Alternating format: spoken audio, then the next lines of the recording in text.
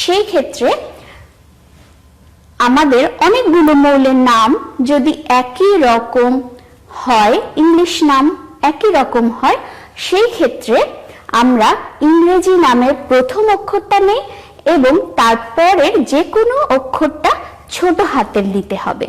তাহলে এখানে ম্যাগনেসিয়ামের ইংলিশ নামের স্পেলিং এ ইংলিশ নামের বানানের প্রথম অক্ষর হচ্ছে এম, এর জন্য এখানে এমটা হয়েছে বড় হাতের অক্ষর এবং এই জিটা আসছে ছোট হাতের অক্ষর।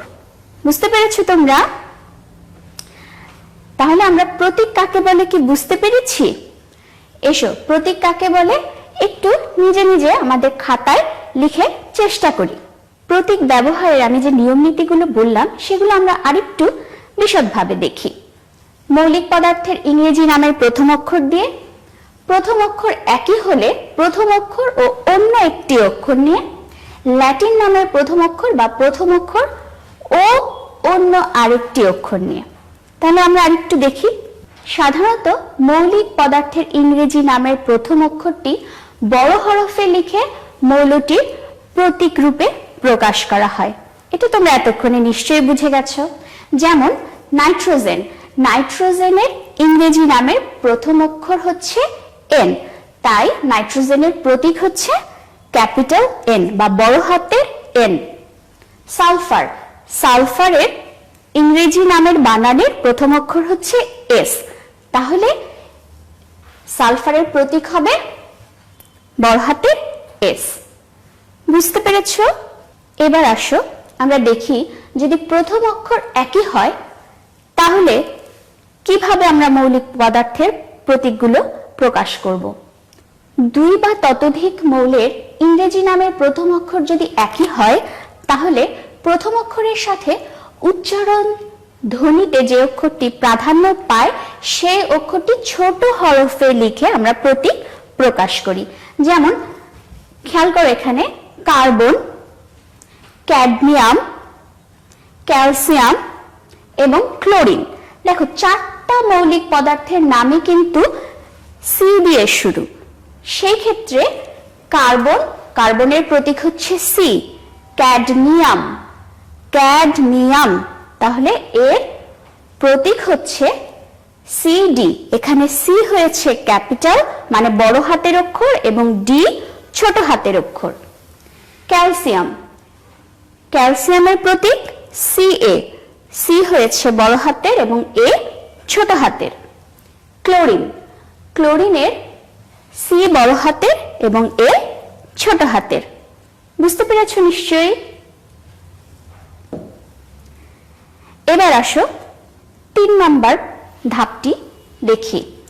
ল্যাটিন নামের প্রথম অক্ষর বা প্রথম অক্ষর ও অন্য একটি অক্ষর যদি হয়, কতগুলো মৌলের প্রতীক ল্যাটিন নামের প্রথম অক্ষর বা প্রথম অক্ষর এবং অন্য একটি অক্ষর দিয়ে প্রকাশ করা হয়? যেমন পটাশিয়াম, পটাশিয়াম কিন্তু একটি ইংরেজি শব্দ আর এর ল্যাটিন নাম হচ্ছে ক্যালিয়াম, আর আমরা পটাশিয়ামকে প্রতীকের মাধ্যমে প্রকাশ করি কে দিয়ে। এই কেটা কিভাবে আসছে খেয়াল করো, ল্যাটিন শব্দ ক্যালিয়ামের প্রথম অক্ষর কে থেকে। বুঝতে পেরেছো? একইভাবে সোডিয়াম, সোডিয়ামের ল্যাটিন নাম নাট্রিয়াম, তাই এর প্রতীক হচ্ছে Na। কপার, কপারের ল্যাটিন নাম কিউপ্রাম, এর প্রতীক Cu, যেটা ল্যাটিন নাম থেকে নেওয়া হয়েছে। মার্কারি, মার্কারি কিন্তু ইংরেজি শব্দ, এর ল্যাটিন নাম হচ্ছে হাইড্রোজিরাম, তাহলে এর প্রতীক Hg। বুঝতে পেরেছো তোমরা?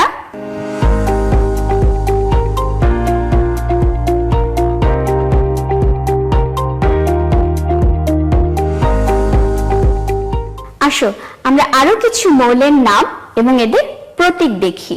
কার্বন, কার্বনের প্রতীক সি। লোহা, লোহার প্রতীক Fe।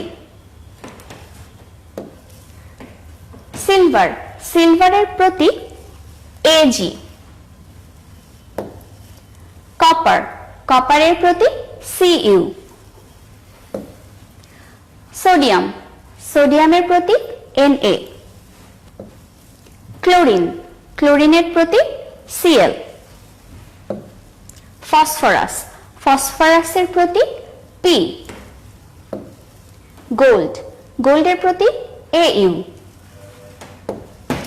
হাইড্রোজেন, হাইড্রোজেনের প্রতীক H। এবং সালফার, সালফারের প্রতীক S। ঝটপট খাতায় লিখে নিয়েছো তোমরা নিশ্চয়ই এতক্ষণে।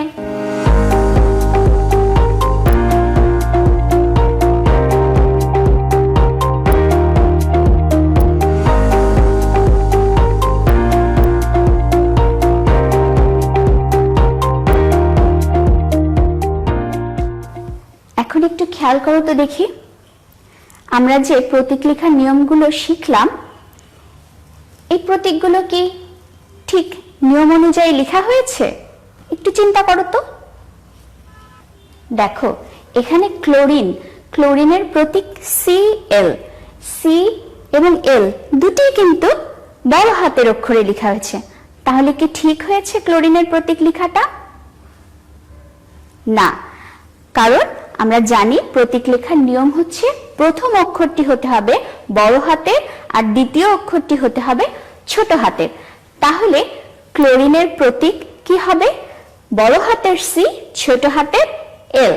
ম্যাগনেসিয়াম, ম্যাগনেসিয়ামটা কিন্তু ঠিকই ছিল, তাই না? পটাশিয়াম, পটাশিয়ামটা কিন্তু ঠিক নেই। কেন? এটা K কিন্তু ছোট হাতের K, তাহলে এটার আসল, তাহলে পটাশিয়ামের প্রতীক কি হবে? বড় হাতের K। সোডিয়াম, সোডিয়ামটা কি ঠিক ছিল? হ্যাঁ, ঠিক ছিল। কোবাল্ট, কোবাল্টটা কি ঠিক ছিল? দেখো CO দুটোই কিন্তু ক্যাপিটাল লেটার, দুটোই কিন্তু বড় হাতের অক্ষর, তার মানে C হবে বড়, O হবে ছোট হাতের। গোল্ড, গোল্ডেও কিন্তু ঠিক নেই, এখানে A হবে বড় হাতের অক্ষরে এবং U হবে ছোট হাতের অক্ষরে। বুঝেছো তোমরা?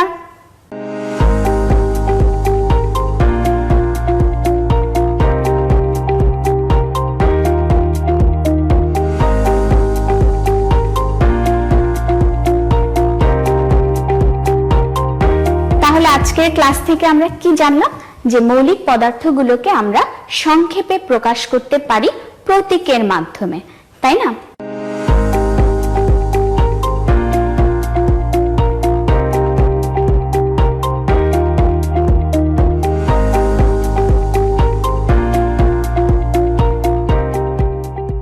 এখন ঝটপট একটা হোমওয়ার্ক নিয়ে নাও তো। বাড়ির কাজটা তো খুবই গুরুত্বপূর্ণ, তাই না? কারণ স্কুল খুললে এটা আমাদেরকে অবশ্যই শিক্ষকের কাছে জমা দিতে হবে। খাতা কলমে ঝটপট এই মৌলগুলোর নাম লিখে ফেলো। এখন চেষ্টা করো এই মৌলগুলোর প্রতীকগুলো কি হবে সেগুলো খুঁজে বের করার। ঠিক আছে বন্ধুরা? তাহলে আজকের ক্লাসটা এই পর্যন্তই। দেখা হবে আবার পরের ক্লাসে।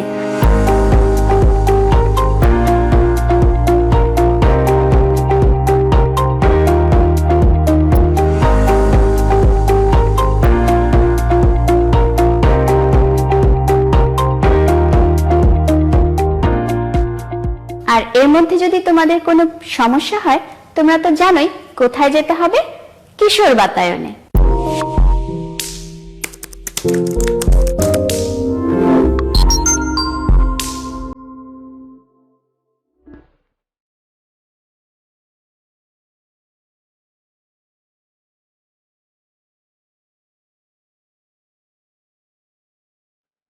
তাই না? আর এই ক্লাসটাও কিন্তু কিশোর বাতায়নে আপলোড করা থাকবে। ধন্যবাদ সবাইকে।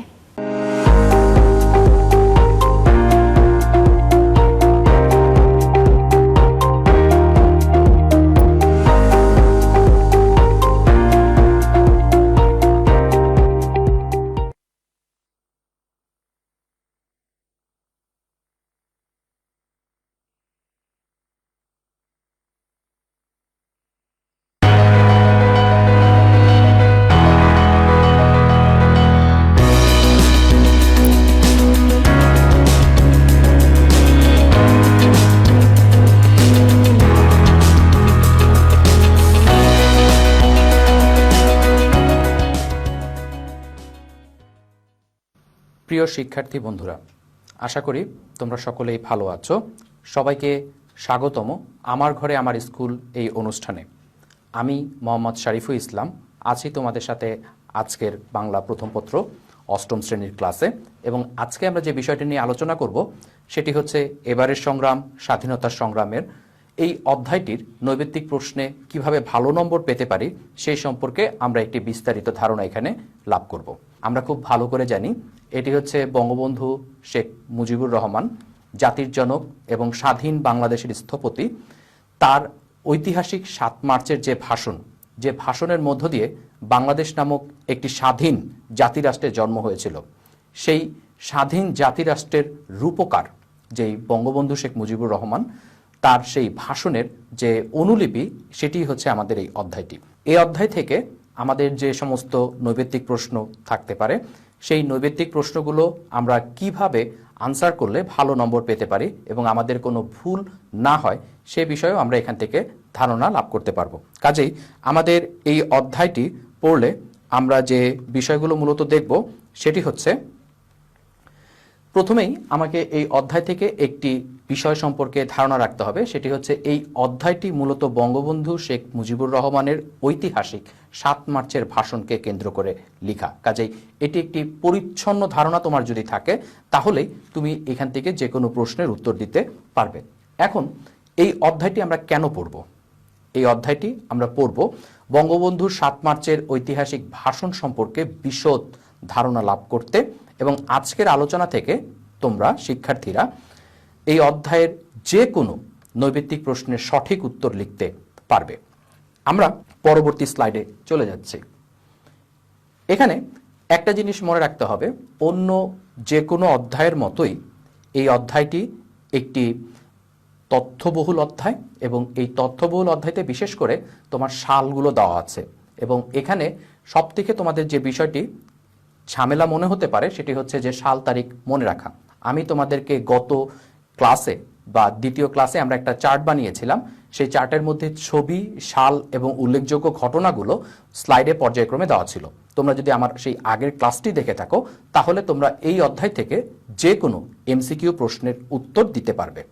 এখন অন্য যে কোনো অধ্যায়ের মতোই এই অধ্যায়েও নৈবেত্তিক প্রশ্নে ভালো নাম্বার পেতে হলে তোমাকে নিম্নের কিছু পদ্ধতি অনুসরণ করতে হবে, অবলম্বন করতে হবে। প্রথমত হচ্ছে মূল অধ্যায়টিকে তোমরা খুব ভালোভাবে পড়বে, এর শব্দার্থ, লেখক পরিচিতি ভালো করে জানবে। এখন এই অধ্যায়টি যখন তুমি পড়বে, সেই অধ্যায়টি পড়ার সময় প্রথমেই তোমাকে মনে রাখতে হবে এখানে যে বিভিন্ন সালের পরিক্রমাগুলো আছে সেই সালের পরিক্রমাগুলো। এখানে কয়েকটি উল্লেখযোগ্য সাল আছে, যে সালগুলো আমরা জেনে নিয়েই তারপর আমাদেরকে পরবর্তী এই কাজটি করতে হবে। এখন প্রথমে আমাকে একটু জানতে হবে যে 1947 সালে দেশ বিভাগ হয়, 1952 সালে ভাষা আন্দোলন, 1952 সালের ভাষা আন্দোলনের পরে 1954 সালের নির্বাচন হয়। সেই নির্বাচনে যুক্তফ্রন্ট বিজয়ী হয়, কিন্তু যুক্তফ্রন্টের হাতে ক্ষমতা হস্তান্তর করেনি তৎকালীন পাকিস্তানি শাসক গোষ্ঠী। এরপরে যে বিষয়টি আমরা দেখতে পাই সেটি হচ্ছে 1969 গণ আন্দোলন। তার আগে অবশ্য 1966 সালে 6 দফা আন্দোলন হয়েছিল সাহিত্য শাসনের দাবিতে, কিন্তু 1969 গণ আন্দোলনের পরে আইয়ুব খানের পতন ঘটে এবং ইয়াহিয়া খান দেশে এসে তিনি আবার সেই স্বৈরশাসন চালু করেন, এবং তার যে শাসন, সেই শাসন ব্যবস্থায় তিনি প্রথম 1970 সালে নির্বাচন দেন বললে ভুল হবে, তিনি দিতে বাধ্য হয়েছিলেন। সেখানে বাংলাদেশ আওয়ামী লীগ নিরঙ্কুশ বিজয় লাভ করলেও তাদেরকে ক্ষমতা বুঝিয়ে দেওয়া হয়নি, বরং প্রতিনিয়ত বাঙালি জাতিকে হতে হয়েছে নির্মম নির্যাতনের শিকার। সেই প্রেক্ষাপটে বঙ্গবন্ধু ৭ মার্চ 1971 সালে একটি ঐতিহাসিক ভাষণ দেন। তুমি এই অধ্যায়গুলো তোমরা যদি খুব ভালো করে নম্বর পেতে চাও বা ভালো নম্বর পেতে চাও এই অধ্যায়গুলো থেকে, তখন তোমাকে যে কাজটি করতে হবে এই তথ্যবহুল সালগুলোকে অবশ্যই মনে রাখতে হবে। এখানে আরও বেশ কিছু বিষয় আছে, যেমন বঙ্গবন্ধু 25শে ফেব্রুয়ারি প্রথম জাতীয় অধিবেশন দাবি করেছিলেন, কিন্তু ইয়াহিয়া খান বলেছিলেন যে না, সেটি 3 তারিখে হবে। কিন্তু 3 মার্চ যে অধিবেশন হওয়ার কথা ছিল সেটি কোনো কারণ ছাড়াই 1 তারিখে এসে বন্ধ করে দেওয়া হয় এবং বলা হয় যে সেই অধিবেশনটি হবে হচ্ছে 25শে মার্চ। তার আগে 10 তারিখে একটি রাউন্ড টেবিল কনফারেন্স হবে। এই যে বিভিন্ন তারিখগুলো সালেও 1971 সালের মার্চ মাসের যে বিভিন্ন তারিখ আছে সেই তারিখগুলো সম্পর্কেও তোমাকে খুব ভালো ধারণা রাখতে হবে। তাহলে তুমি মূল অধ্যায়টি যদি খুব ভালো করে পড়ো তাহলে তোমার এই সালগুলোকে জানতে হবে। এবং এখানে কিন্তু বঙ্গবন্ধু একটা কথা বারবার বলেছেন, অধিকার বা দাবি আদায় না হওয়া পর্যন্ত তিনি তার অবস্থান থেকে সরবেন না। এই যে দাবি আদায়ের জন্য যে বিষয়টি, সেই বিষয়টিও কিন্তু এই অধ্যায়ের একটি গুরুত্বপূর্ণ জায়গা। এরপরে আমাদের এখান থেকে খুব ভালো করে জানতে হবে শব্দার্থ, লেখক পরিচিতি। এখানে বঙ্গবন্ধুর জন্মসাল, বঙ্গবন্ধুর মৃত্যুসাল, তার জন্মস্থান আমরা খুব ভালো করে পড়ব। কঠিন শব্দের বানান এবং অর্থ জানতে হবে। এখানে কিছু রাজনৈতিক কিছু টার্মের ইংরেজি শব্দ ব্যবহার করা হয়েছে বা ইংরেজি টার্ম ব্যবহার করা হয়েছে, সেই ইংরেজি মিনিংগুলোকে আমাদেরকে জানতে হবে যদি আমি এখান থেকে যে কোনো সঠিক উত্তর দিতে চাই। পাঠ্য বইয়ের যে জায়গাগুলো তোমার কাছে এই অধ্যায়ের গুরুত্বপূর্ণ মনে হবে অবশ্যই তোমাকে সেগুলোকে বিভিন্ন রকমের কালি, লাল, নীল অথবা সবুজ, এগুলোতে দাগাতে হবে গুরুত্ব অনুসারে। এবং যত ভালোভাবে তুমি বইটি পড়বে তুমি তত ভালো প্রশ্নের এখান থেকে উত্তর দিতে পারবে। প্রথমেই আমরা যে কাজটি করব সেটি হচ্ছে অনুশীলনী থেকে যে বইয়ের যে প্রশ্ন দেওয়া আছে সেই প্রশ্নগুলোকে আমরা একটু দেখব। খুব ভালো করে খেয়াল করো, কত তারিখে বঙ্গবন্ধু রেসকোর্সের ময়দানে ঐতিহাসিক ভাষণ দেন? এর উত্তর হচ্ছে 1971 সালের 7 মার্চ। এখানে দেখো আরো 3টি অপশন দেওয়া আছে, 1969-এর 7 মার্চ, 1971-এর 3 মার্চ, 1974-এর 3 মার্চ। এই সালগুলো খুব কাছাকাছি থাকার কারণে তোমার মধ্যে এক ধরনের বিভ্রান্তি সৃষ্টি হতেই পারে, কিন্তু তুমি যদি খুব ভালো করে অধ্যায়টি সম্পর্কে ধারণা রাখো তবেই তুমি এই প্রশ্নের সঠিক উত্তর দিতে পারবে। তাহলে এই প্রশ্নের সঠিক উত্তরটি হচ্ছে 1971 সালের 7 মার্চ। রেসকোর্সের ময়দানে ভাষণেই বাংলাদেশের স্বাধীনতার আহ্বান। কেননা এই ভাষণ, এর যে অপশনগুলো দেওয়া আছে সেই অপশনগুলো আমরা একটু দেখছি। আজও স্বাধীনতার কথা স্মরণ করিয়ে দেয়, সংগ্রাম পরিষদ গড়ে তোলার অঙ্গীকার করে, অ্যাসেম্বলিতে না বসার আহ্বান করে, বাঙালির সার্বিক মুক্তির লক্ষ্যে সংগ্রামের আহ্বান।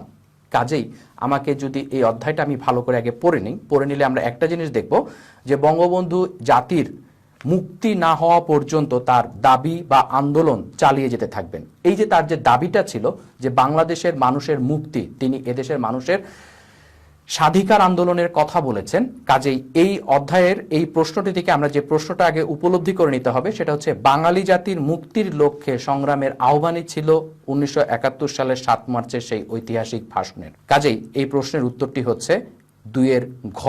কাজেই উত্তরটা আমরা দেখতে পাচ্ছি হচ্ছে বাঙালির সার্বিক মুক্তির লক্ষ্যে সংগ্রামের আহ্বান। 3 নম্বর প্রশ্ন আসি, আইয়ুব খানের পতনের পর কে দেশে গণতন্ত্র দেওয়ার প্রতিশ্রুতি দিয়েছিলেন? আমরা খুব ভালো করে জানি 1958 সালে আইয়ুব খান দেশে আসেন এবং 58 সালে তিনি ক্ষমতায় আসার পরে যেটা বলা হচ্ছে যে 58 থেকে 68 সাল পর্যন্ত 10 বছর তিনি এই দেশকে চালিয়েছেন এবং 69-এ গণ অভ্যুত্থানের পরে তার পতন ঘটে। তিনি যে 10 বছরে দেশকে শাসন করেছেন সেই শাসন করার ফসল যেটা হচ্ছে যে বাঙালি জাতি মুক্তি চেয়েছে। শাসক গোষ্ঠীরা বারবার আমাদেরকে প্রতারিত করেছে, শাসক গোষ্ঠীরা বারবার আমাদেরকে প্রতিশ্রুতি দিয়েও কথা রক্ষা করেনি। আইয়ুব খানের পতনের পর এই দেশে যিনি ক্ষমতায় আসেন তিনি ছিলেন হচ্ছেন ইয়াহিয়া খান। ইয়াহিয়া খান দেশে শাসনতন্ত্র দেবার বা গণতন্ত্র দেওয়ার প্রতিশ্রুতি দিয়েছিলেন। তাহলে 3 নম্বর প্রশ্নের উত্তরটি হবে আইয়ুব খানের পতনের পর দেশে গণতন্ত্র দেওয়ার প্রতিশ্রুতি দিয়েছিলেন ইয়াহিয়া খান। এর পরের যে প্রশ্নটা আছে সেটা হচ্ছে অনুধাবনমূলক প্রশ্ন। এই ধরনের অনুধাবনমূলক প্রশ্নের উত্তর দিতে হলে তোমাকে আগে একটু ভালো করে প্রশ্নটা বুঝে নিতে হবে। বুঝে নিয়ে তোমাকে যে কাজটি করতে হবে সেটি হচ্ছে যে কি বলতে চেয়েছে সে সম্পর্কে একটু বিস্তারিত ধারণা রাখতে হবে। দক্ষিণ আফ্রিকার অবিসংবাদী নেতা নেলসন ম্যান্ডেলা বর্ণবাদের বিরুদ্ধে সংগ্রাম করে জেল, জুলুম, নির্যাতনের শিকার হন, নির্বাসিত জীবনযাপন করেন। ক্ষমতাসীন শাসক গোষ্ঠী তার জীবন থেকে কেড়ে নেয় 27টি বছর, কখনো কারো কাছে তিনি মাথা নত করেননি। অবশেষে জয় হয় মানবতার, অবসান ঘটে বর্ণবাদের। বঙ্গবন্ধু ও নেলসন ম্যান্ডেলা উভয়ের কোন গুণের মধ্যে মিল খুঁজে পায়? আমরা একটু দেখি। উভয়ই কিন্তু ছিলেন সহনশীল, ধৈর্যশীল। তারা ধৈর্য সহকারে আন্দোলন চালিয়ে গেছেন।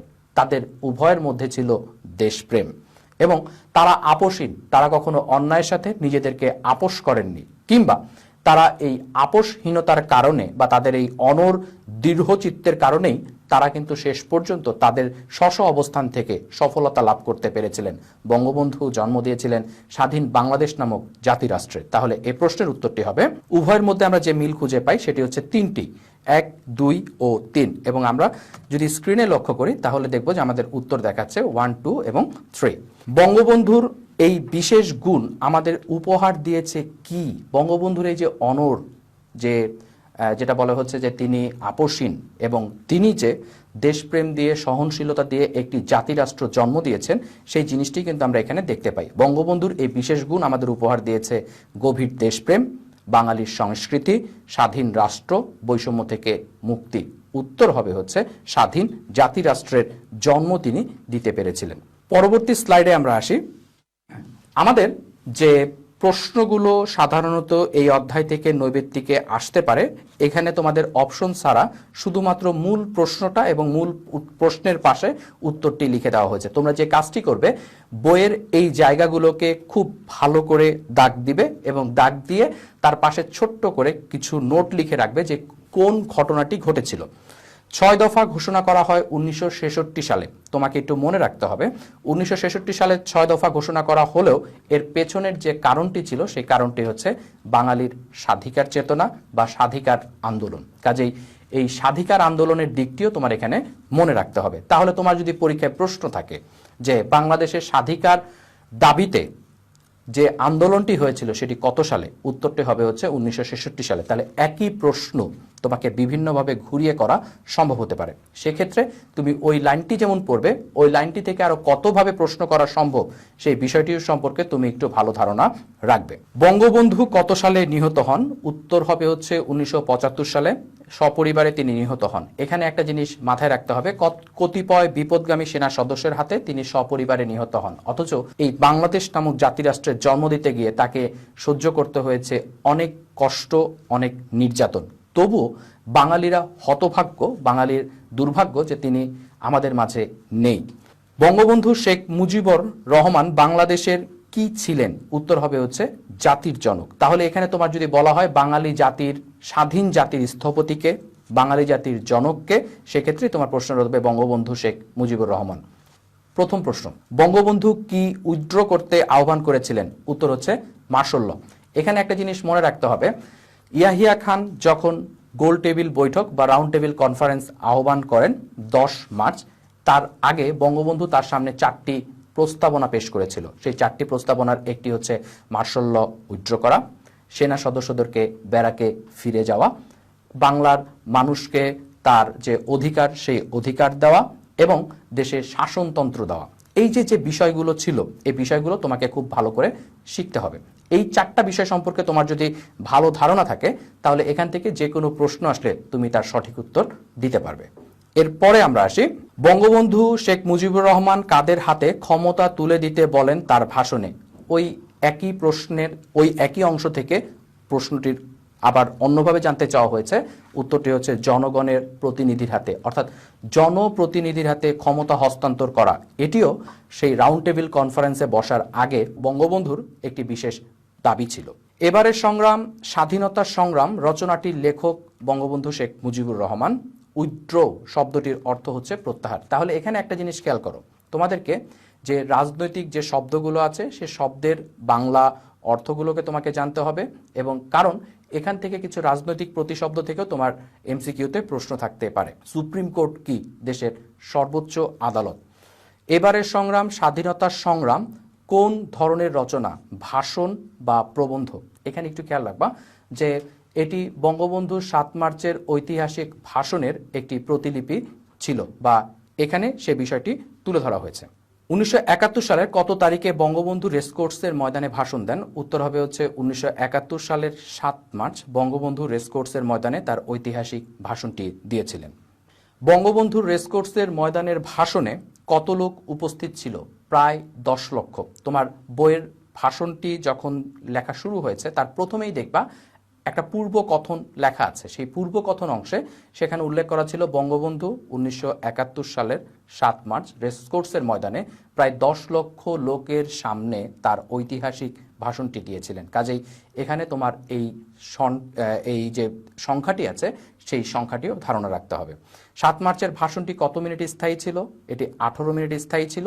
এবং তোমাকে এখানে মনে রাখতে হবে যে এই ভাষণটি থেকে তোমার বিভিন্ন রকমের প্রশ্ন আসতে পারে। সাল তারিখের পাশাপাশি এটি কত মিনিট স্থায়ী ছিল, এখানে কি চাওয়া হয়েছে, বঙ্গবন্ধুর দাবিগুলো কি ছিল, এই সম্পর্কেও কিন্তু তোমার একটু পরিষ্কার বা পরিচ্ছন্ন ধারণা রাখতে হবে। ঝাঁপিয়ে পড়েছে কোন ভাষারূপের উদাহরণ? এখানে এবার একটু, যদিও ব্যাকরণের প্রশ্ন, কিন্তু ব্যাকরণের এই প্রশ্ন দিয়ে বঙ্গবন্ধু মূলত তার যে কথন, তার যে বাক্যরীতি বা বাচ্যভঙ্গি, সেই চলিত বাচ্যভঙ্গির একটি অলিখিত ভাষণ কিন্তু ছিল এই ভাষণটি। এই অলিখিত ভাষণে যে চলিত বাক্যরীতি বা চলিত কথা ব্যবহার করা হয়েছে, চলিত শব্দ, সেই বিষয়টা আমরা এখানে দেখতে পাই।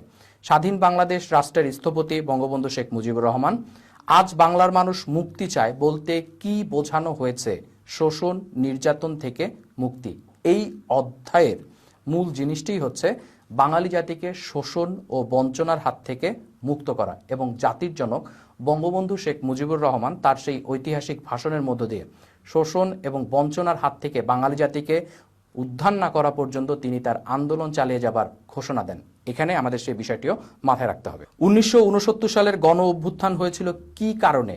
উত্তর হলো গণতন্ত্র প্রতিষ্ঠার কারণে বা গণতন্ত্র প্রতিষ্ঠার জন্য। এটি একটি অনুধাবনমূলক এমসিকিউতে আসতে পারে, কারণ বইয়ে কোথাও এখানে সরাসরি বলা নেই যেটি গণতন্ত্র প্রতিষ্ঠার জন্য, কিন্তু এর সম্ভাব্য উত্তর হতে পারে গণতন্ত্র প্রতিষ্ঠার জন্য 1969 সালের গণ অভ্যুত্থান হয়েছিল।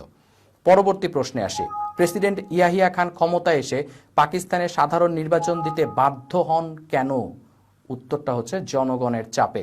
1969 সালে যখন গণ আন্দোলন বা গণ অভ্যুত্থান হয় তখন আইয়ুব খানের পতন ঘটে। আইয়ুব খানের পতন ঘটলে ইয়াহিয়া খান দেশের সরকার নেন বা ইয়াহিয়া খান ক্ষমতায় আসেন। ক্ষমতায় প্রতিষ্ঠিত হয়ে তিনি জনগণের চাপে বাধ্য হয়ে দেশের নির্বাচন দিতে চেয়েছিলেন এবং এই নির্বাচনটি হয়েছিল 1970 সালে এবং সেখানে বাংলাদেশ আওয়ামী লীগ ব্যাপক সংখ্যাগরিষ্ঠতা লাভ করে। বঙ্গবন্ধু ঘরে ঘরে দুর্গ গড়ে তুলতে বলেছিলেন কেন? উত্তর হচ্ছে শত্রুর মোকাবেলা করার জন্য। বাঙালি জাতির অনেক শত্রু ছিল এবং সেই শত্রুর একটি অন্যতম হচ্ছে পাকিস্তানি শাসক গোষ্ঠী। তারা বিভিন্নভাবে এদেশের মানুষের যে অধিকার, সেই অধিকার কেড়ে নিতে চেয়েছিল এবং এখান থেকেই মুক্তি লাভ করার জন্যই বঙ্গবন্ধু শেখ মুজিবুর রহমান আমাদেরকে ঘরে ঘরে দুর্গ গড়ে তুলতে বলেছিলেন। তাহলে এই অধ্যায় থেকে আমরা যে প্রশ্নগুলো মূলত দেখতে পাচ্ছি, আমি তোমাদেরকে আরেকবার একটু বলতে চাচ্ছি যে আমাদের যে ধরনের প্রশ্নগুলো এখান থেকে আসতে পারে সেটা হচ্ছে যে উল্লেখযোগ্য সালগুলো খুব ভালো করে পড়বে। এখানে তোমাদেরকে প্রথমেই আমি বলে নিয়েছি কয়েকটা উল্লেখযোগ্য সাল, তার মধ্যে হচ্ছে 1947, 1952, 1954, 1958, এরপরে হলো 1966, 1970, 1971। এই 9টি সাল তোমাকে ভালো করে জানতে হবে। এরপরে সাল তারিখের পরে তোমাকে যে জিনিসটি খুব ভালো করে জানতে হবে সেটি হচ্ছে জাতির জনকের ভাষণের এখানে গুরুত্বপূর্ণ দিক কোনগুলো ছিল। সেগুলো হচ্ছে যে বাঙালি জাতির মুক্তি প্রতিষ্ঠা করা। যেমন বঙ্গবন্ধু এখানে একটা জায়গায় উল্লেখ করেছিলেন যে তিনি প্রধানমন্ত্রী হতে চান না বা প্রধানমন্ত্রিত্ব চান না, তিনি চান এদেশের মানুষের মুক্তি। তার মানে এই অধ্যায় থেকে বঙ্গবন্ধুর কি আকাঙ্ক্ষা করেছিলেন, কি প্রত্যাশা করেছিলেন, এ ধরনের প্রশ্ন যদি এমসিকিউতে থাকে তাহলে তোমার উত্তর হবে হচ্ছে জনগণের মুক্তি এবং এদেশের মানুষকে শোষণ বা বঞ্চনার হাত থেকে উদ্ধার করা বা এদেশের মানুষকে মুক্তি দেওয়াই ছিল হচ্ছে বঙ্গবন্ধুর লক্ষ্য। এখন তোমার যদি এখান থেকে প্রশ্ন থাকে হচ্ছে এই প্রবন্ধের যিনি রচয়িতা বা এই ভাষণের যিনি রচয়িতা, তার জন্ম মৃত্যু সাল, তার জন্মস্থান, এগুলোও তোমরা ভালো করে পড়বে। এছাড়া কিছু রাজনৈতিক প্রতিশব্দ ব্যবহার করা হয়েছে, সেগুলো সম্পর্কে তোমরা একটি ভালো ধারণা রাখবে। তোমাদের কিছু বাড়ির কাজ দিচ্ছি, এই বাড়ির কাজগুলো তোমরা বাসায় নিজেদের খাতায় আলাদা করে লিখবে এবং খাতায় লেখার পরে তোমাদেরকে যে কাজটি করতে হবে সেটি হচ্ছে তোমাদের স্কুলের যে শিক্ষক আছেন সেই শিক্ষককে দিয়ে সেগুলোকে তোমরা মূল্যায়ন করে নিবে। একটা হচ্ছে আরটিসির পূর্ণরূপ কি, ওয়াপদা বলতে কি বোঝায়, শাসনতন্ত্র বলতে কি বোঝায়, বঙ্গবন্ধু শেখ মুজিবুর রহমান কারাবরণ করেন কেন, টেবিল শব্দটি বাংলা ভাষায় এসেছে কোথা থেকে, ছাত্রজীবন থেকে বঙ্গবন্ধু শেখ মুজিবুর রহমান সংশ্লিষ্টতা যে কাজে। এই প্রশ্নগুলো তোমাকে একটু ভেবে চিনতে উত্তর দিতে হবে, অর্থাৎ অনুধাবনমূলক এমসিকিউ এবং সরাসরি জ্ঞানমূলক এমসিকিউ, এই 2 ধরনের এমসিকিউই আমরা এখানে পাচ্ছি। আমাদের এই অধ্যায় থেকে আজকে এ পর্যন্তই। আমাদের এই অনুষ্ঠানটি তোমাদের যদি ভালো লেগে থাকে তোমরা অবশ্যই যে কাজটি করবে সেটি হচ্ছে এর ইউটিউব পেজ অথবা যেটা হচ্ছে যে আমার ঘরে আমার স্কুল এর ফেসবুক পেজ থেকে তোমরা জিনিসটি দেখে নিবে এবং এখানে তোমার যেটা হচ্ছে যে তোমাদের গুরুত্বপূর্ণ মতামতগুলোকে তোমরা স্ক্রিনে দেওয়া যে অ্যাড্রেসটি আছে সেই অ্যাড্রেস থেকে তোমরা তোমাদের যে গুরুত্বপূর্ণ মতামত সেগুলো তোমরা দিবে। আমাদের সাথে এতক্ষণ তোমরা ছিলে সেই জন্য তোমাদেরকে অসংখ্য ধন্যবাদ। আমি আশা করব তোমরা ভালো আছো, ভালো থাকবে এবং আমার ঘরে আমার স্কুল এই অনুষ্ঠানটি দেখবে।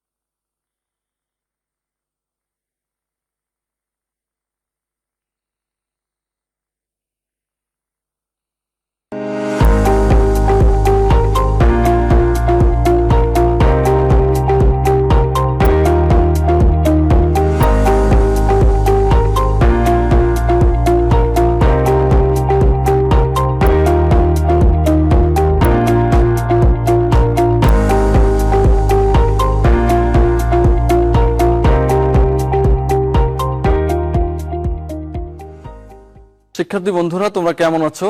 নিশ্চয়ই ভালো আছো। আমার ঘরে আমার স্কুলে তোমাদেরকে স্বাগতম। গত ক্লাসে আমি অষ্টম শ্রেণীর গণিত বিষয়ের 6.1 অধ্যায়ের সরল সহসমীকরণের 2টি পদ্ধতির একটি পদ্ধতি আলোচনা করেছিলাম। সেটি ছিল প্রতিস্থাপন পদ্ধতি। আমি আজকে দ্বিতীয় পদ্ধতিটি আলোচনা করব এবং এই আলোচনা সংক্রান্ত কিছু প্রশ্নের সমাধান করার চেষ্টা করব। তাহলে আজকের আলোচনার বিষয় হচ্ছে অপনয়ন পদ্ধতিতে সরল সহসমীকরণের সমাধান নির্ণয় করা। তাহলে শিক্ষার্থীরা খেয়াল করো, এই পদ্ধতিতে কেমন সমস্যা সমাধান করতে হবে। শিক্ষার্থীরা, তাহলে আজ আমি অপনয়ন পদ্ধতিতে সরল সহসমীকরণের সমাধানটি আজ দেখাবো।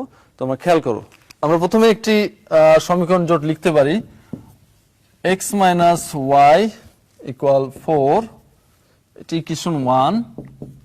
আরেকটি equation x plus y equal 6, equation 2, মানে সমীকরণ 2। তাহলে শিক্ষার্থীরা তোমরা খেয়াল করে দেখতে পারবে x মাইনাস ওয়াই ইকুয়াল 4 একটি সমীকরণ, x প্লাস ওয়াই একটি সমীকরণ। এখানে দেখো একটা সমীকরণে একই টার্মসের প্লাস মাইনাস সাইন। এখানে দেখো প্রথম সমীকরণে y এর আগে মাইনাস আছে, দ্বিতীয় সমীকরণে y এর আগে প্লাস আছে। এটা সমাধান করার আগে আমি একটু পদ্ধতিটি বলে দিই। আমরা সমীকরণের 2টি চলকের মান একই সাথে নির্ণয় করতে পারবো না। যেটা আগের পদ্ধতির ক্ষেত্রে আমরা যে কোনো একটা চলকের মান একটা সমীকরণ থেকে নিয়ে অন্য সমীকরণে আমরা রিপ্লেস করেছি। এখানে কিন্তু সেটা করব না। আমরা সরাসরি একটা চলককে এলিমিনেট করে ফেলবো।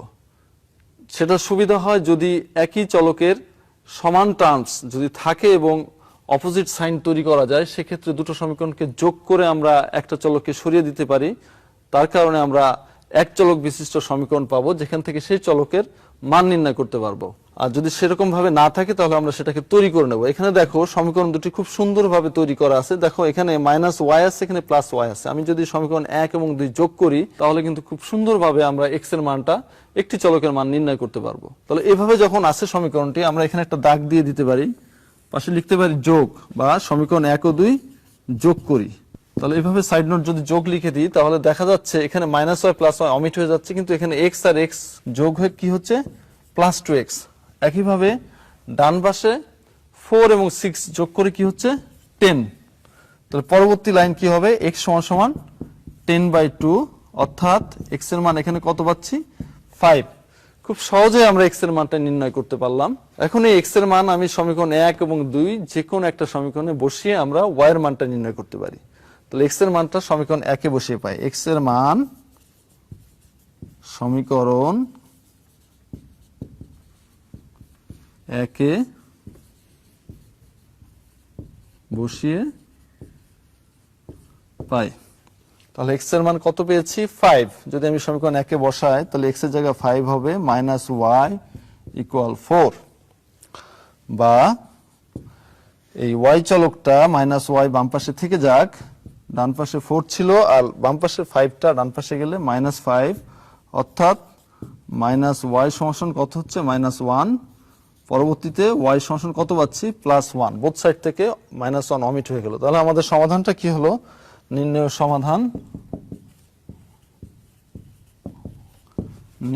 সমাধান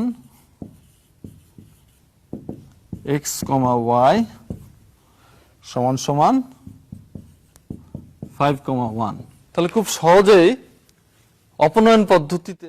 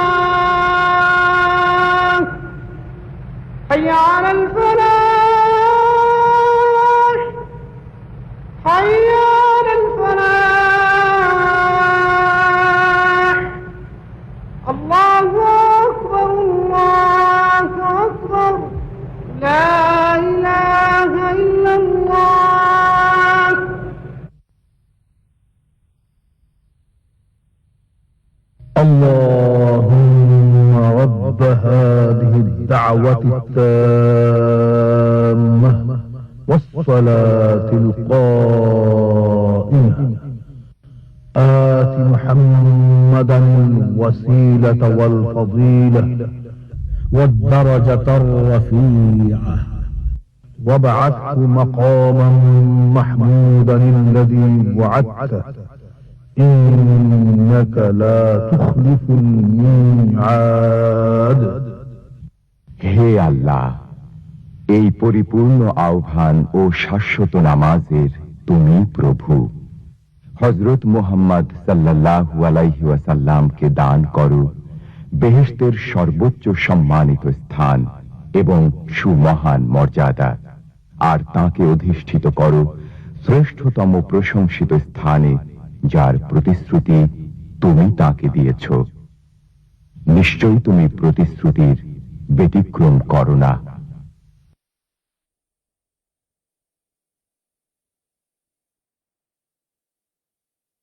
চলক বিশিষ্ট সমীকরণ তৈরি হয়েছে, যেটা দেখতে পাচ্ছি x + x কত হচ্ছে 2x = 10।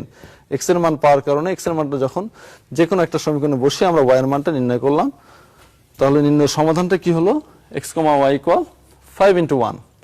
আচ্ছা শিক্ষার্থীরা, তাহলে দেখা যাক আমরা যখন দুটি চলকের ক্ষেত্রে ভিন্ন ভিন্ন কনস্ট্যান্ট বা ধ্রুবক গুণ করা থাকবে সেই ক্ষেত্রে সমীকরণটি কি হতে পারে, সেরকম একটি সমস্যা আমরা সমাধান করার চেষ্টা করি।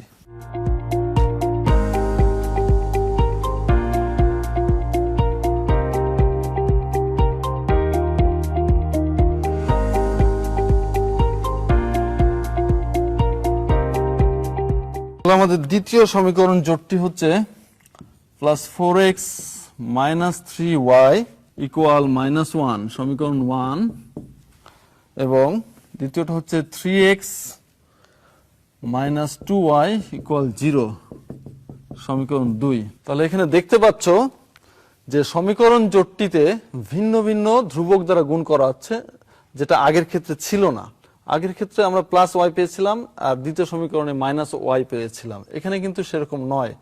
আমি চাইলে চলক x কেও সরিয়ে দিতে পারি অথবা চলক y কেও সরিয়ে দিতে পারি।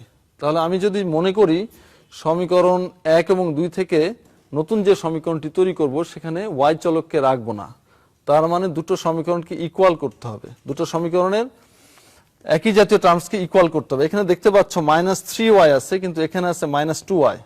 তাহলে কি করে দুটোকে সমান করা যেতে পারে সে চিন্তা করতে হবে। তাহলে এটা যদি এখানে যে y এর যে কনস্ট্যান্ট গুণ আছে -3 দ্বারা, অর্থাৎ 3 দ্বারা গুণ আছে, এই 3 দ্বারা সমীকরণ 2 কে গুণ করব। একইভাবে সমীকরণ 2 এ y এর সাথে সহগ কি আছে 2 দ্বারা আমরা সমীকরণ 1 কে গুণ করে 1 থেকে 2 বিয়োগ করব। তাহলে আমরা সেই কথাটা যদি লিখে দেই, সমীকরণ 1 কে 2 দ্বারা এবং সমীকরণ 2 কে 3 দ্বারা গুণ করে বিয়োগ করি। সমীকরণ 1 কে 2 দ্বারা এবং সমীকরণ 2 কে 3 দ্বারা গুণ করে বিয়োগ করি, অর্থাৎ 1 থেকে 2 বিয়োগ করব, এটাই বলা হচ্ছে। তাহলে যখন আমরা সমীকরণ 1 কে 2 দ্বারা গুণ করব, তাহলে শিক্ষার্থীরা খেয়াল করো, সমীকরণ 1 2 দ্বারা গুণ হচ্ছে, তার মানে এখানে হবে কি 4x হয়ে যাবে 8x, -3y কি হবে -6y ইকুয়াল -1 কি হবে -2। একইভাবে সমীকরণ 2 কে 3 দ্বারা যদি গুণ করি, এটা হবে 9x, এটা কি হবে -6y, এটা 0 এর সাথে গুণ হয়ে 0ই হবে। তাহলে আমরা এই সমীকরণ দুটি পেলাম। এখন কি করতে হবে, -6y আছে, অর্থাৎ একই জাতীয় টার্ম। আমি কি বলেছি, বিয়োগ করতে বলেছি। তাহলে বিয়োগ করতে বললে তাহলে চিহ্নটা পরিবর্তিত হবে, এখানে প্লাস ছিল এখন হবে মাইনাস, এখানে মাইনাস ছিল এখানে হবে প্লাস, এখানে মাইনাস। তাহলে -6y + 6y অমিট হয়ে যাবে, তাই না? তাহলে 8x - 9x, তাহলে কত হবে, যোগ করে হবে -x। শিক্ষার্থীরা আশা করি বুঝতে পারছো। তাহলে এখানে কত থাকতেছে -2, বোথ সাইডে মাইনাস হলো। তাহলে বোথ সাইডে যদি আমরা পাশে লিখে দিবে, উভয় পক্ষে -1 দ্বারা গুণ করি অথবা ভাগ করি, যে কোনো কিছু বলতে পারো। তো ফলাফলটা কি হচ্ছে, x = 2। তাহলে আমরা x এর মান পেয়ে গেছি। x এর মান এখন সমীকরণ 1 অথবা 2 এ যে কোনো জায়গাতে বসাতে পারি। তাহলে এখন কি লিখবো, x এর মানটি, x এর মান সমীকরণ 1 এ বসিয়ে পাই। এবার দেখতে হবে x এর মান কত পেয়েছি, 2। তাহলে সমীকরণ 1 এ কি আছে 4x, x এর জায়গায় কত হবে 2, -3y ইকুয়াল -1। তাহলে ফলাফলটি কত হচ্ছে 8 -3y ইকুয়াল -1, বা -3 লেফট সাইডে থেকে গেলে 8 রাইট সাইডে গেলে 1 - 8 হচ্ছে, বা -3y ইকুয়াল কি হচ্ছে -9, বা y ইকুয়াল -9/-3। ফলাফল কত হবে, শুধু 3। তাহলে আমরা x এর ভ্যালুটাও পেয়েছি, y এর ভ্যালুটা, x এর ভ্যালু পেলাম 2, y এর ভ্যালু পেলাম 3। তাহলে এই অঙ্কের নির্ণয় সমাধানটি কি হবে, নির্ণয় সমাধান x, y ইকুয়াল 2, 3। সমাধানটি শেষ হলো। শিক্ষার্থীরা আমরা এটা আরেকবার খেয়াল করে দেখতে পারি, অপনয়ন পদ্ধতিতে এই সমীকরণ জোটটি কিভাবে সমাধান করা হলো। এখানে -3y আছে, এখানে -2y আছে, অর্থাৎ আমরা y চলকটাকে সরাতে চাচ্ছি, এর জন্য দুইটা টার্মসকে আমরা একই রকম করতে চাচ্ছি। এখানে -3y, তো এটাকে যদি আমরা এই সমীকরণকে আমরা যদি 2 দ্বারা মাল্টিপ্লাই করি, তাহলে এখানে পাবো -6y। আবার দ্বিতীয় সমীকরণকে আমরা যদি 3 দ্বারা গুণ করি, তাহলে এখানেও 6y পাবো। এবং এই কথাটা উল্লেখ করা হয়েছে, এবং এটা গুণ করার পরে প্রথম সমীকরণ থেকে দ্বিতীয় সমীকরণকে বিয়োগ করতে বলা হবে।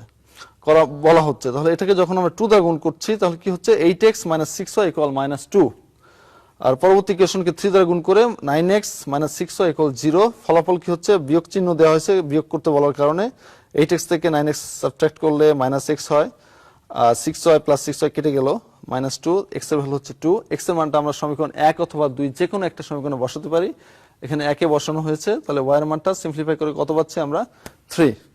তাহলে অপনয়ন পদ্ধতিতে আমরা দুটি অঙ্ক সলভ করলাম। এবার আমরা আরেকটি অঙ্ক দেখতে চাই যেখানে একটু অঙ্কটা একটু ভিন্ন রকম হবে, অর্থাৎ ভগ্নাংশ আকারে থাকবে সমীকরণ দুটি, সেটাকে কিভাবে সমাধান করা যায় সেরকম একটি সমস্যা আমরা দেখি।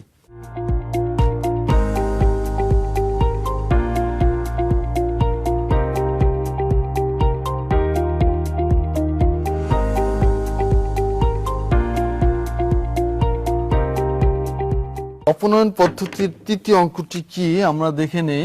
তৃতীয় সমীকরণ জোট হচ্ছে x/a + y/b = 2/a + 1/b, সমীকরণ 1।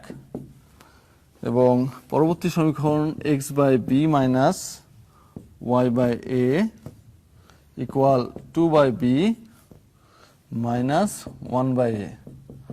অর্থাৎ এই সমীকরণ জোটটি আগের অঙ্ক দুটি সমীকরণ জোট থেকে একটু ভিন্ন। এই সমীকরণ জোটটি ফ্র্যাকশনাল ফর্মের দুটি সমীকরণ, এবং এখানেও দেখো আমরা এখানে একটা y টার্মের আগে প্লাস আছে, এখানে y টার্মের আগে মাইনাস আছে, কিন্তু এখানে হচ্ছে y/b বাট এখানে হচ্ছে y/a।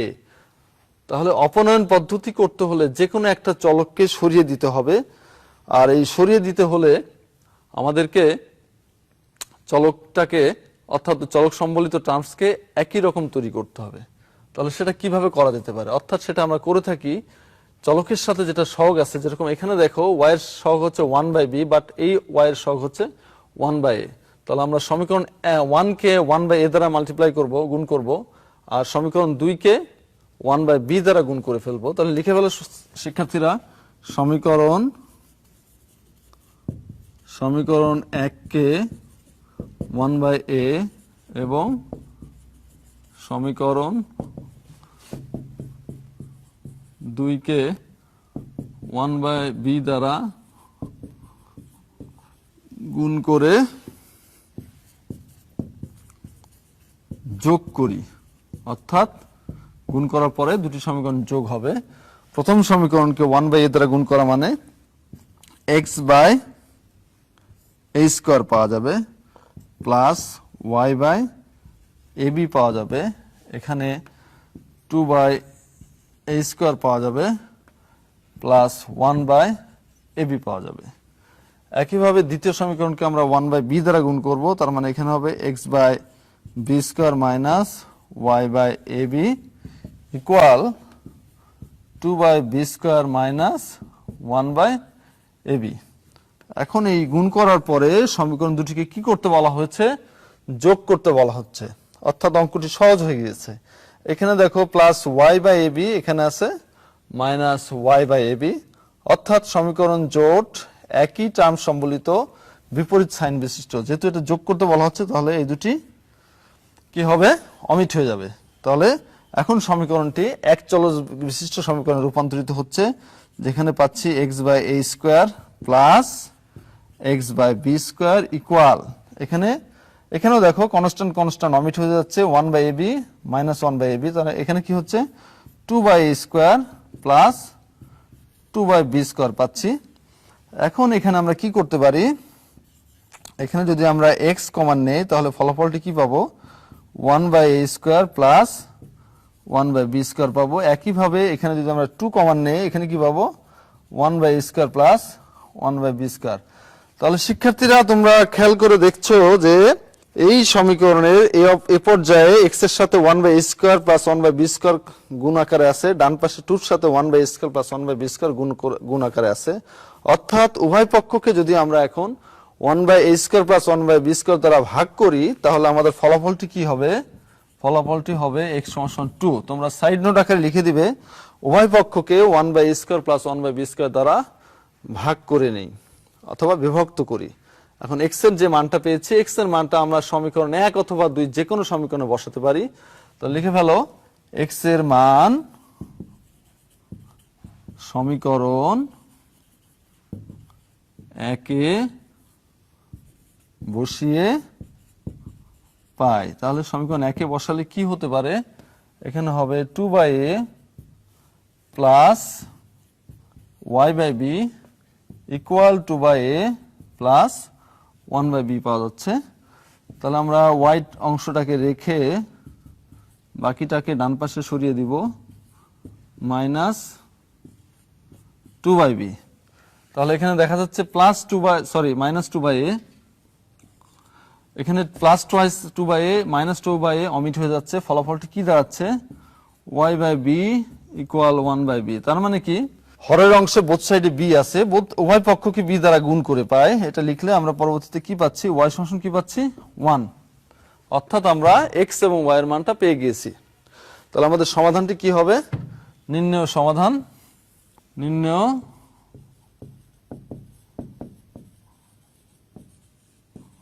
সমাধান x, y ইকুয়াল 2,1। তাহলে শিক্ষার্থীরা আমরা এই অঙ্কটি আরেকবার খেয়াল করে দেখতে পারি কিভাবে অপনয়ন পদ্ধতিতে এই অঙ্কটি সমাধান করা হয়েছে। সমীকরণ জোটটি, প্রথম সমীকরণ হচ্ছে x/a plus y/b equal 2/a plus 1/b। দ্বিতীয় সমীকরণ x/b minus y/a equal 2/b minus 1/a। তাহলে আমাদেরকে কি করতে হবে? যে কোনো একটি চলক সম্বলিত টার্মসকে অপসারণ করতে হবে। সেটার জন্য টার্মসটাকে একই রকম করে ফেলতে হবে। তাহলে এখানে দেখো, আমি যদি y কে সরাতে চাই, y এর সাথে সহগ আছে 1/b, বাট এই y এর সাথে 1/a, তাহলে এটাকে আমরা 1/a দ্বারা গুণ করব, এই সমীকরণকে এটাকে গুণ করব 1/b দ্বারা। তার মানে এই y এর যে সহগ আছে সেই সহগটা দ্বারা এটাকে গুণ করব এই সমীকরণকে, একইভাবে এই y এর যেটা সহগ আছে সেটা দ্বারা এই পুরো সমীকরণকে গুণ করব। সেটাই করা হচ্ছে। সমীকরণ 1 কে 1/a এবং সমীকরণ 2 কে 1/b দ্বারা গুণ করে যোগ করি। তাহলে যখন এটাকে 1/a দ্বারা গুণ করতেছি, তাহলে পরিবর্তনটা কি হচ্ছে? x/a² plus y/b equal 2/a² plus 1/b। একইভাবে যখন দ্বিতীয় সমীকরণকে 1/b দ্বারা গুণ করতেছি, তখন কি পাচ্ছি? x/b² minus y/b equal 2/b² minus 1/b। সমীকরণ দুটি যোগ করা হলো, যোগ করে কি পাচ্ছি? বাম পাশে x/a² প্লাস x/b²। এখানে দেখা যাচ্ছে প্লাস y/ab আর এখানে মাইনাস y/ab অমিট হয়ে যাচ্ছে। একইভাবে ডান পাশে 2/a² প্লাস 2/b²। তাহলে বাম পক্ষ থেকে x কমন নিলে 1/a² প্লাস 1/b²। একইভাবে ডান পক্ষ থেকে 2 কমন নিলে 1/a² প্লাস 1/b² পাচ্ছি। তাহলে বোথ সাইড থেকে 1/a² প্লাস 1/b² দ্বারা ভাগ করলে x এর ভ্যালু কি পাচ্ছি? 2। x এর মানটা সমীকরণ একে বসিয়ে আমরা সমাধান করে y এর মানটা কত পাচ্ছি? y এর মানটা 1 পাচ্ছি। অর্থাৎ আমাদের এই অঙ্কের নির্ণয় সমাধানটা কি হচ্ছে? 2,1। তাহলে শিক্ষার্থীরা, গত ক্লাসে আমরা এই অধ্যায়ের প্রতিস্থাপন পদ্ধতিতে সমীকরণ জোট কিভাবে সমাধান করা হয় সেটা শিখেছি, এবং একইভাবে আমরা আরেকটি পদ্ধতি, অপনয়ন পদ্ধতিতে কিভাবে এই সমস্ত সমীকরণ জোট সমাধান করা যায় আশা করি সেটা শেখানোর চেষ্টা করা হয়েছে। তোমরা মনোযোগী ছিলা, তোমরা শিখতে পেরেছো।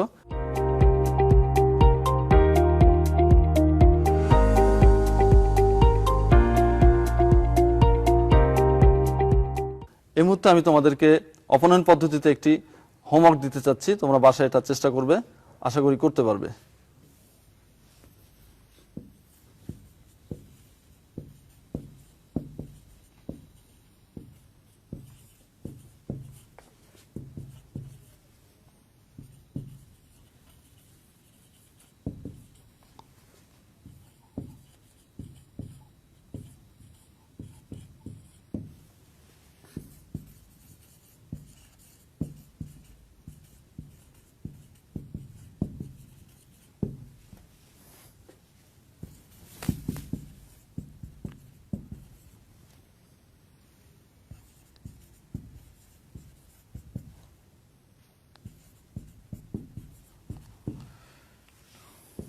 শিক্ষার্থী বন্ধুরা, তাহলে তোমরা অবশ্যই দেখতে পাচ্ছ আমি বাড়ির কাজটি কি দিয়েছি। অপনয়ন পদ্ধতিতে সমীকরণ জোটের সমাধান নির্ণয়।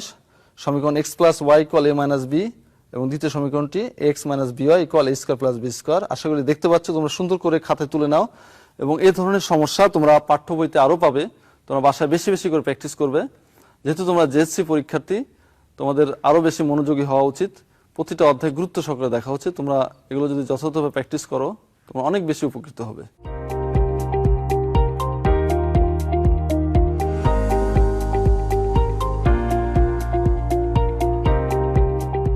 শিক্ষার্থী বন্ধুরা, আজকের এই ক্লাসটি তোমরা মনোযোগ সহকারে দেখেছো এবং এই ক্লাসটি যদি তোমরা আবার দেখতে চাও, এই ক্লাসটি কিশোর বাতায়ন ওয়েবসাইটে আপলোড করা থাকবে, তোমরা এটা আবার দেখতে পাবে।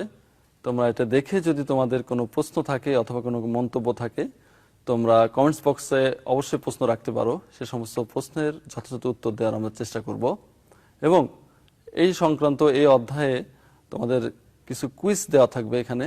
তোমরা এই কুইজগুলোতে অংশগ্রহণ করে তোমরা তোমাদের মেধার বিকাশ ঘটাতে পারবে।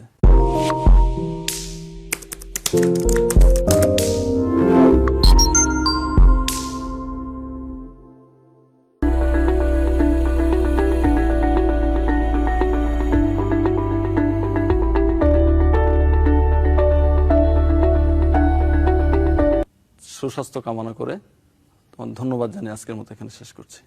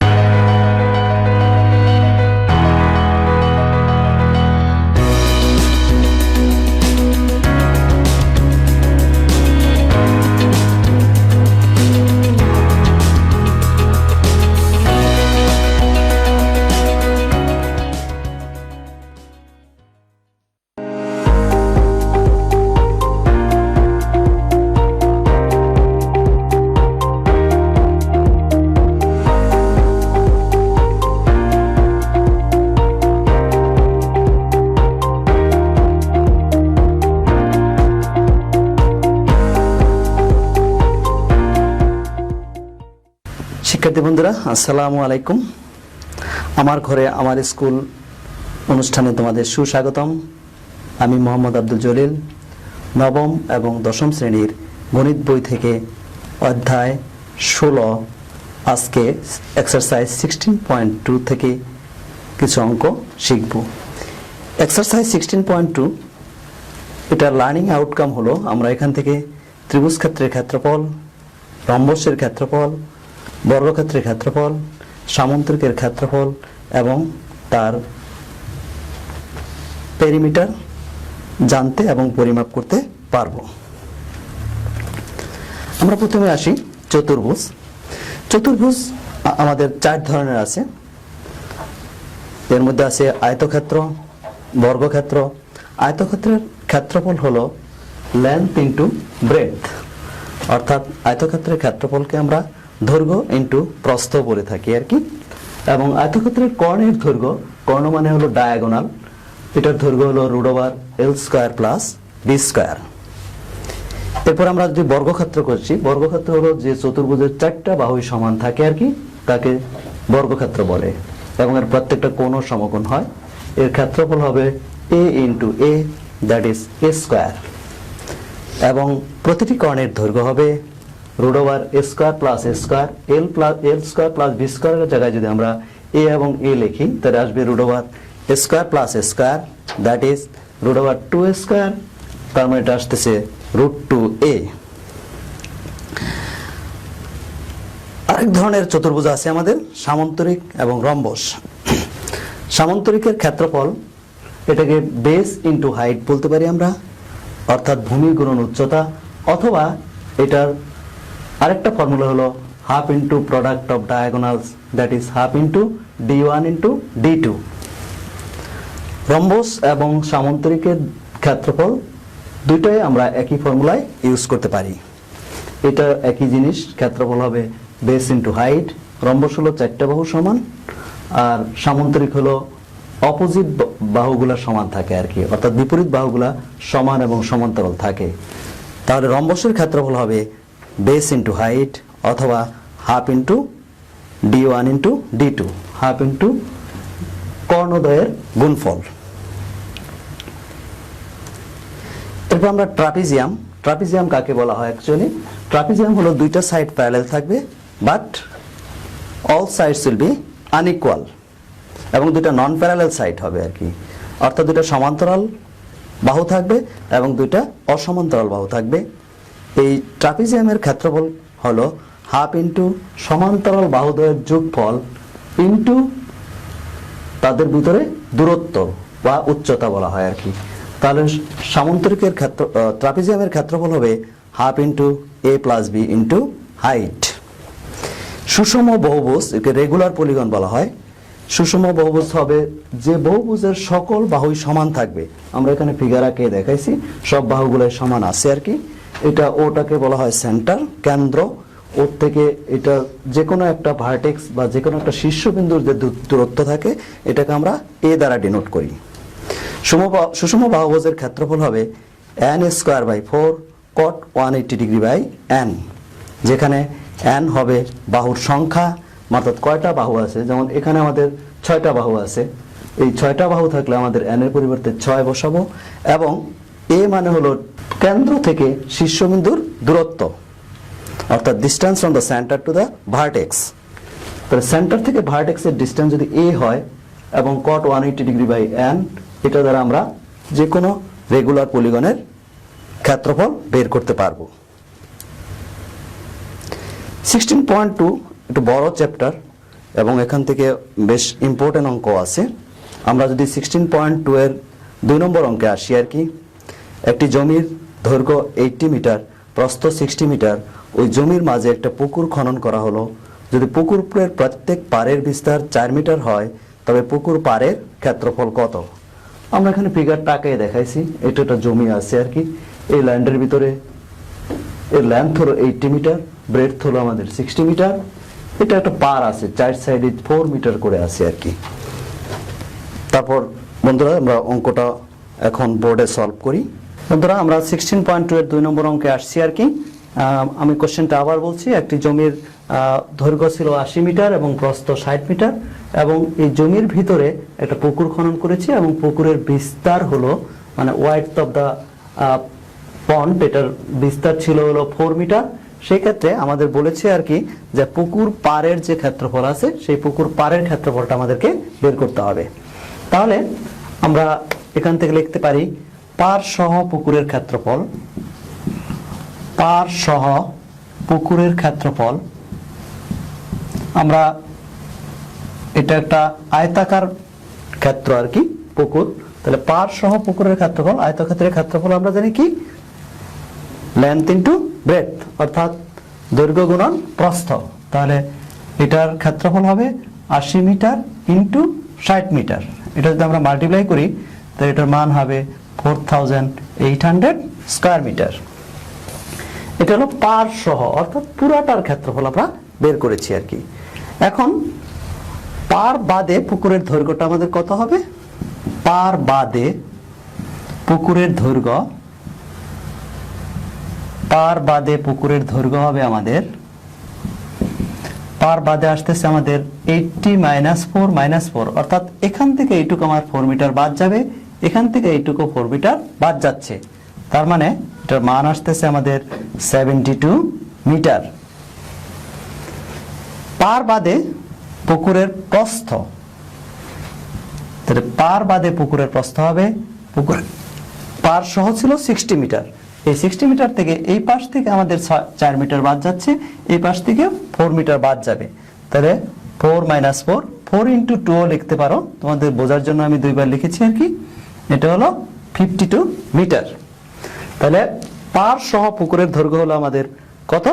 পাড় সহ পুকুরের দৈর্ঘ্য হলো আমাদের 72 মিটার, এবং পাড় বাদে পুকুরের প্রস্থ হলো আমাদের কত? 52 মিটার। আমরা এখন পাড় বাদে পুকুরের পুকুরের ক্ষেত্রফলটা আমরা বের করছি আর কি। তাহলে সুতরাং পাড় বাদে পুকুরের ক্ষেত্রফল, পাড় বাদে পুকুরের ক্ষেত্রফল হবে আমাদের কত? 72 × 52 স্কয়ার মিটার। 72 × 52 স্কয়ার মিটার আমরা মাল্টিপ্লাই করি, এটার মান আসে 3744 স্কয়ার মিটার। তাহলে পাড় সহ আমাদের পুকুরের ক্ষেত্রফল ছিল 4800 স্কয়ার মিটার, এবং পাড় বাদে অর্থাৎ এই মাঝখানের এইটুকুর এরিয়া হচ্ছে আমাদের, যেটা আমাদের শেডেড পার্ট না, সেটার এরিয়া হলো আমাদের কত 3744 স্কয়ার মিটার। তাহলে পাড়ের ক্ষেত্রফল, সুতরাং পাড়ের ক্ষেত্রফলটা আমাদের কত হবে? তাহলে পাড় সহ আমাদের ক্ষেত্রফল পেয়েছি কত 4800, আর পাড় বাদে পুকুরের ক্ষেত্রফল পেয়েছি আমরা 37,444 স্কয়ার মিটার। এটা যদি তোমরা ক্যালকুলেটরে সাবট্রাক্ট করো তাহলে এটার রেজাল্ট হবে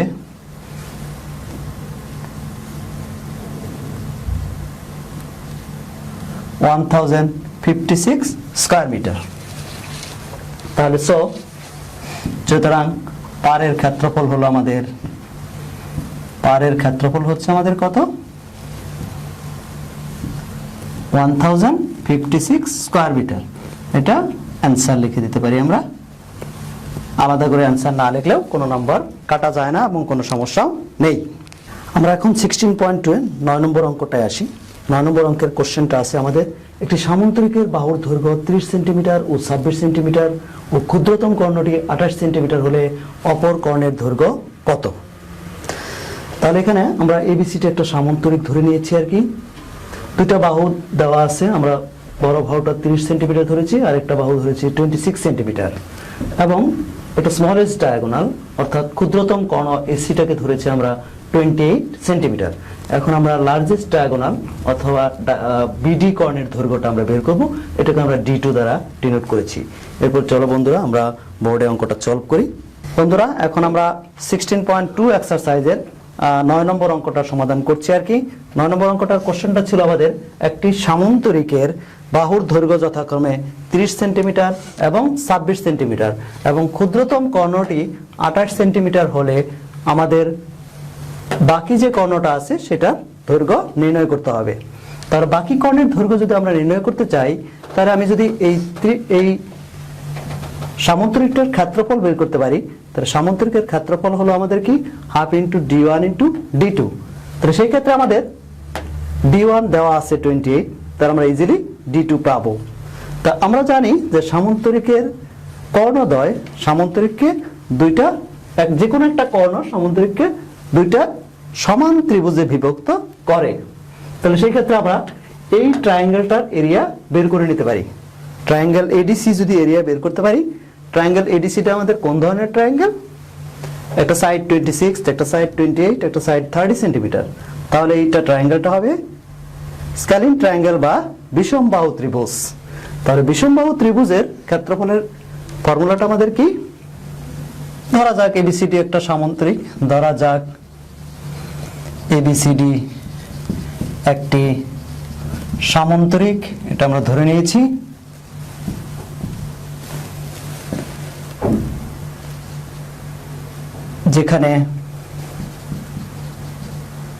যেখানে CD is equal to 30 centimetre, AD is equal to 26 centimetre এবং AC is equal to 28 centimetre. তাহলে সুতরাং ট্রায়াঙ্গেল ACD এর ক্ষেত্রফল, ট্রায়াঙ্গেল ACD যে ট্রায়াঙ্গেলটা আছে এই ট্রায়াঙ্গেলটা আমাদের কোন ধরনের ট্রায়াঙ্গেল? এটা হলো বিষমবাহু ত্রিভুজ বা স্ক্যালিন ট্রায়াঙ্গেল। তাহলে বিষমবাহু ত্রিভুজের ক্ষেত্রফল আমরা আগের যে চ্যাপ্টার 16.1 ছিল সেটাতে আমরা দেখে আসছি। সেই ফর্মুলাটা হলো কি ছিল? S into S minus A S minus B into S minus C। অর্থাৎ ট্রায়াঙ্গেল বিষমবাহু ত্রিভুজের ট্রায়াঙ্গেলের এরিয়া হলো S into S minus A S minus B S minus C। এখানে A হলো 26 সেন্টিমিটার, তুমি যদি A 28 ধরো তাতেও কোনো সমস্যা নাই। B এর মান ধরলাম আমরা 30 সেন্টিমিটার, আর C এর মান আমরা হয়েছে এখানে কত 28 সেন্টিমিটার। তাহলে S আমরা জেনেছি কি A plus B plus C by 2। তার মানে A হলো আমার 26, B হলো 30, C হলো 28 ডিভাইডেড বাই 2। এটা যদি আমরা ক্যালকুলেশন করি তাহলে এটা আমাদের আসবে 42 সেন্টিমিটার। অর্থাৎ এই তিনটা অ্যাড করলে হবে 84 ডিভাইডেড বাই 2 42 সেন্টিমিটার। এটা হলো আমাদের এস এর মান। এখন আমরা এসিডি ত্রিভুজের ক্ষেত্রফলটা আমরা বের করে ফেলি। তাহলে সো ট্রায়াঙ্গেল এসিডি এর ক্ষেত্রফল, এসিডি ট্রায়াঙ্গেলের ক্ষেত্রফলটা আমাদের কত হচ্ছে, রুট ওভার এস, এস এর মান আমরা কত পেয়েছি 42 ইন্টু এস মাইনাস এ, তার মানে 42 minus 26 into S minus B, S তো আমরা পেয়েছি 42 মাইনাস বি পেয়েছি 28, এস মাইনাস সি, এস ছিল 42 মাইনাস সি ছিল আমার কত, এটা বি ছিল 30 আর সি ছিল আমার 28। তাহলে এটা যদি আমরা ক্যালকুলেশন করি, this should be 42 into 16 into 12 into 40। তোমরা যদি ক্যালকুলেটর দিয়ে ক্যালকুলেশন করো তাহলে এটার রেজাল্ট আসবে 336 স্কয়ার সেন্টিমিটার। এটা ক্যালকুলেটরের রুট ওভার দিয়ে বাকিগুলো মাল্টিপ্লাই করে দিলে তুমি 336 পেতে পারবে। তাহলে আমরা জানি সামান্তরিকের কর্ণদ্বয় সামান্তরিককে দুই ভাগে বিভক্ত করে। তাহলে সো এবিসিডি সামান্তরিকের ক্ষেত্রফল কত হবে, এবিসিডি সামান্তরিকের ক্ষেত্রফলটা হচ্ছে আমাদের কত, আমরা এসিডি ট্রায়াঙ্গেল যেটা আছে এসিডি ট্রায়াঙ্গেলের এসিডি ত্রিভুজের ক্ষেত্রফল পেয়েছি কত 336। তাহলে এবিসিডি সামান্তরিকের ক্ষেত্রফল হবে এটা ডাবল হবে, তাহলে তুমি এটা 2 ইন্টু 336 লিখে দাও, এটা আসতেছে আমাদের কত 672 স্কয়ার সেন্টিমিটার। এখন আমাদের সামান্তরিকের ক্ষেত্রফল আমরা কি জানি, half into d1 into d2, তাহলে আমরা এখান থেকে লিখতে পারি so half into d1 into d2, এটার মান হলো আমাদের কত 672, মানে আমরা অলরেডি উই নো দা আমরা ফর্মুলাটা জেনে গেছি আর কি, যে half into d1 into d2 is equal to 672, অর্থাৎ সামান্তরিকের কর্ণদ্বয়ের গুণফল হলো 672। এখন আমাদের ক্ষুদ্রতম কর্ণটা দেওয়া আছে আমাদের 28 সেন্টিমিটার, তাহলে হাফ ইন্টু d1, d1 হলো কত 28 into d2 is equal to 672। এখানে আমরা কাটতে পারি 14, তাহলে নেক্সট আমরা এই পাশে চলে আসি। তাহলে এখানে আমাদের কি আসতেছে 14d2 হলো আমাদের কত 672, তাহলে এখান থেকে d2 এর মান হবে 672 বাই 14। এটা আমরা যদি ক্যালকুলেটরে ডিভিশন করি তাহলে রেজাল্ট আসবে হলো আমাদের 48 এত সেন্টিমিটার। সো সামান্তরিকটির অপর কর্ণের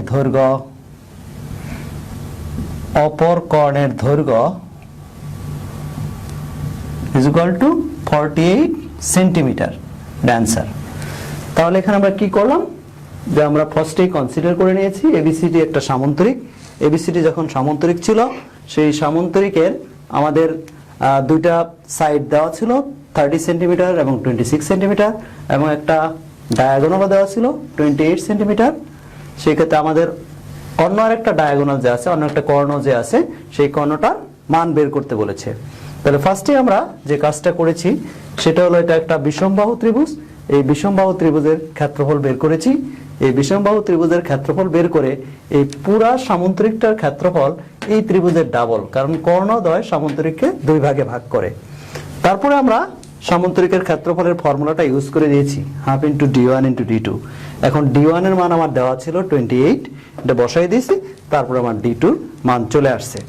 তাহলে আজকের লার্নিং আউটকাম হলো 4টা বাহু দ্বারা সীমাবদ্ধ ক্ষেত্রের ক্ষেত্রফল তুমি কিভাবে বের করতে পারবে সেটা আমরা শিখলাম আর কি। সেটা রম্বস হতে পারে, সামান্তরিক হতে পারে, সেটা চতুর্ভুজ হতে পারে, সেটা বর্গক্ষেত্র হতে পারে। এটা প্র্যাকটিক্যাল নলেজের কথা যদি চিন্তা করি তাহলে তুমি মনে করো একটা ফ্ল্যাট কিনবা, সেই ফ্ল্যাটের শেপটা কতটুকু আছে আর কি, সেটা তুমি ইজিলি ফ্ল্যাটটার এরিয়া কতটুকু হবে সেটা তুমি এই অঙ্কগুলোর মাধ্যমে খুব সহজেই বের করে নিতে পারবা। কাজে মালিক তোমাকে ঠকাতে পারবে না, বা যার কাছ থেকে তুমি কিনবা সে তোমাকে ঠকাতেও পারবে না আর কি। বন্ধুরা, তোমাদের জন্য আমরা বাড়ির কাজ দিয়েছি, তোমরা এক্সারসাইজ 16.2 থেকে 10 নম্বর, 14 নম্বর এবং 16 নম্বর অঙ্ক করবে। তোমাদের এই 3টা অঙ্ক সলভ করার জন্য আমি একটু গাইডলাইন দিচ্ছি। 10 নম্বর অঙ্কটা তোমরা 9 নম্বরের মতোই করবে, শুধু এখানে রম্বসের পরিসীমা 180 সেন্টিমিটার আছে, এটাকে 4 দ্বারা যদি ডিভিশন করো তাহলে তুমি সাইড পেয়ে যাবে, পরে 9 নম্বরটা ফলো করলেই অঙ্কটা মিলাতে পারবে।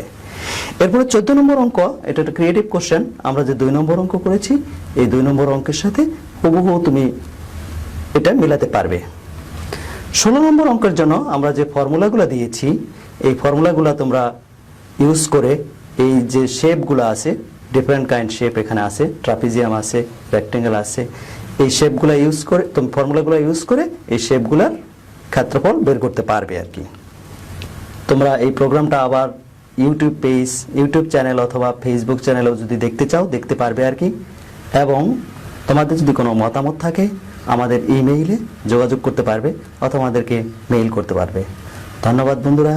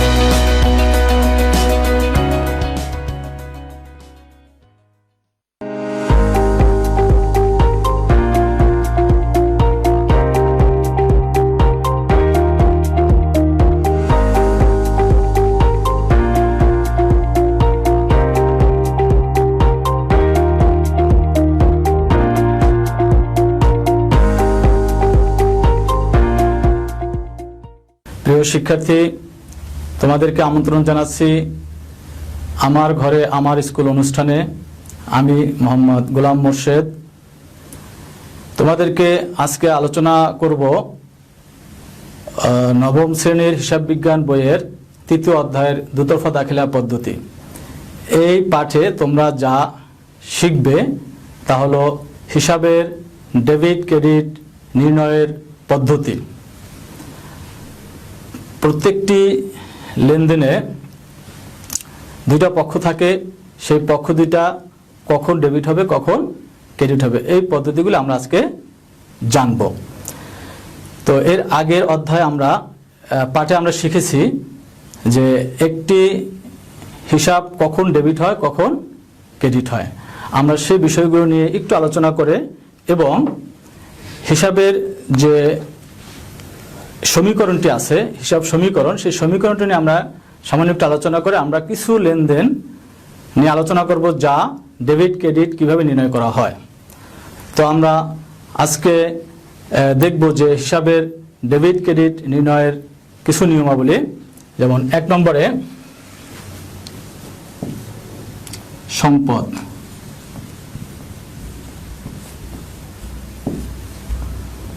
2 নম্বরে দায়, 3 নম্বরে আয়, 4 নম্বরে ব্যয়, 5 নম্বরে মালিকানা সত্ত্ব। এই বিষয়গুলো কখন ডেবিট কখন ক্রেডিট হয় এটা আমরা পূর্বের অধ্যায়ে জেনেছি। তারপর আমি এখানে লিখেছি কারণ আজকে আমরা এই বিষয়টার উপরে লেনদেনের প্রভাব দেখাবো। এই জন্য এই বিষয়টা আমরা আজকে আবার তোমাদের কাছে উপস্থাপন করলাম বৃদ্ধি ডেবিট, হ্রাস ক্রেডিট, বৃদ্ধি ক্রেডিট, হ্রাস ডেবিট, বৃদ্ধি ক্রেডিট, হ্রাস ডেবিট, বৃদ্ধি ডেবিট, হ্রাস ক্রেডিট, বৃদ্ধি ক্রেডিট, হ্রাস ডেবিট। অর্থাৎ আমরা এখন লেনদেনগুলো সংগঠিত হওয়ার পরে আমরা সেটা কোন শ্রেণীর হিসাব, সেই হিসাবটাকে আগে আইডেন্টিফাই করব, তারপরে বলবো যে এটা ডেবিট না ক্রেডিট। যেমন এর আগে আমি তোমাদেরকে হিসাব সমীকরণটা নিয়ে একটু আলোচনা করতে চাই। হিসাব সমীকরণ মূলত হিসাব বিজ্ঞানের মূল। যেমন হিসাব সমীকরণ হলো a = l + e। এই তিনটা মূল উপাদান, হিসাব সমীকরণের মূল উপাদান হলো তিনটা। এখানে এ সম্পদ, অ্যাসেট মানে সম্পদ, এল লায়াবিলিটিস মানে দায়, ই হইল ইকুইটি মানে অধিকার, মালিকানা সত্ত্ব। কার অধিকার? মালিকের অধিকার। এই মূলত তিনটে উপাদান নিয়ে হিসাব সমীকরণটি গঠিত। অর্থাৎ একটা অ্যাসেট, তার উপরে অধিকার, মালিকের অধিকার, অন্যের অধিকার, এই দুইটা অধিকার নিয়েই হলো ইকুয়েশনটা। অর্থাৎ এই অ্যাসেটের উপরে, সম্পদের উপরে কার কার অধিকার আছে? মালিকের অধিকার, লায়াবিলিটিস মানে অন্যের অধিকার, তৃতীয় পক্ষের অধিকার। তো আজকে আমরা একটি লেনদেন সংগঠিত হবে এবং সেই লেনদেনে যে পক্ষ দুটি থাকবে, সেই পক্ষ দুটি কোনটা ডেবিট কোনটা ক্রেডিট, তা এখন আমরা ছকের মাধ্যমে তোমাদেরকে উপস্থাপন করব। তোমরা একটু কাগজ কলম নিয়ে বসে যাও, আমি যা লেখি তোমরাও তা লেখার চেষ্টা করবে, আমি তোমাদেরকে সহযোগিতা করব। লেনদেনের ডেবিট ক্রেডিট নির্ণয়ের যে নিয়মগুলি আছে সেগুলো আমরা একটা ছকের মাধ্যমে উপস্থাপন করব।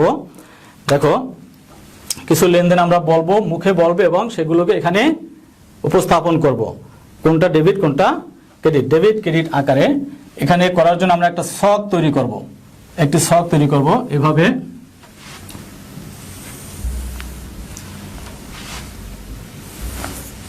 এটা হলো ক্রমিক নং। এখানে হিসাবের নাম, কোনটা কোন শ্রেণীর হিসাব, আমরা সেই হিসাবের নাম এখানে লিখব। এরপরে হিসাবের নাম এবং ডেবিট ক্রেডিট, ডেবিট হলে এই ঘরে লিখব, ক্রেডিট হলে এই ঘরে লিখব এবং একটি কারণ লিখব, সংক্ষিপ্ত কারণ। এই কারণগুলো আমরা দুইভাবে লিখতে পারি। সমীকরণের যে সমীকরণটা তোমাদেরকে দেখিয়েছি, a = l + e, এই সমীকরণের উপরে প্রভাব ফেলে কখন ডেবিট হবে কখন ক্রেডিট হবে সেটা আমরা এখানে দেখাবো। এখানে লিখব ক্রমিক, যদি ক্রমিক থাকে তাহলে ক্রমিক লিখব, যদি তারিখ থাকে তাহলে আমরা এখানে তারিখ লিখব। এখানে লিখব হিসাবের নাম, হিসাবের নাম,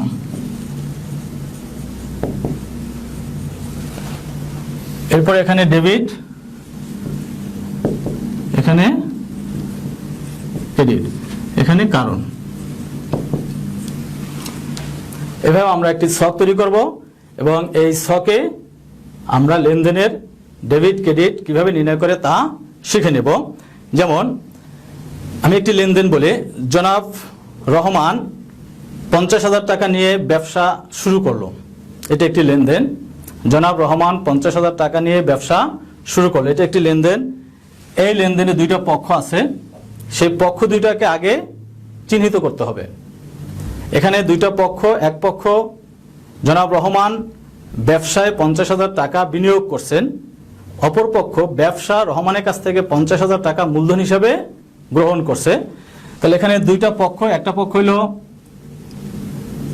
নগদান হিসাব আর একটা হলো মূলধন হিসাব।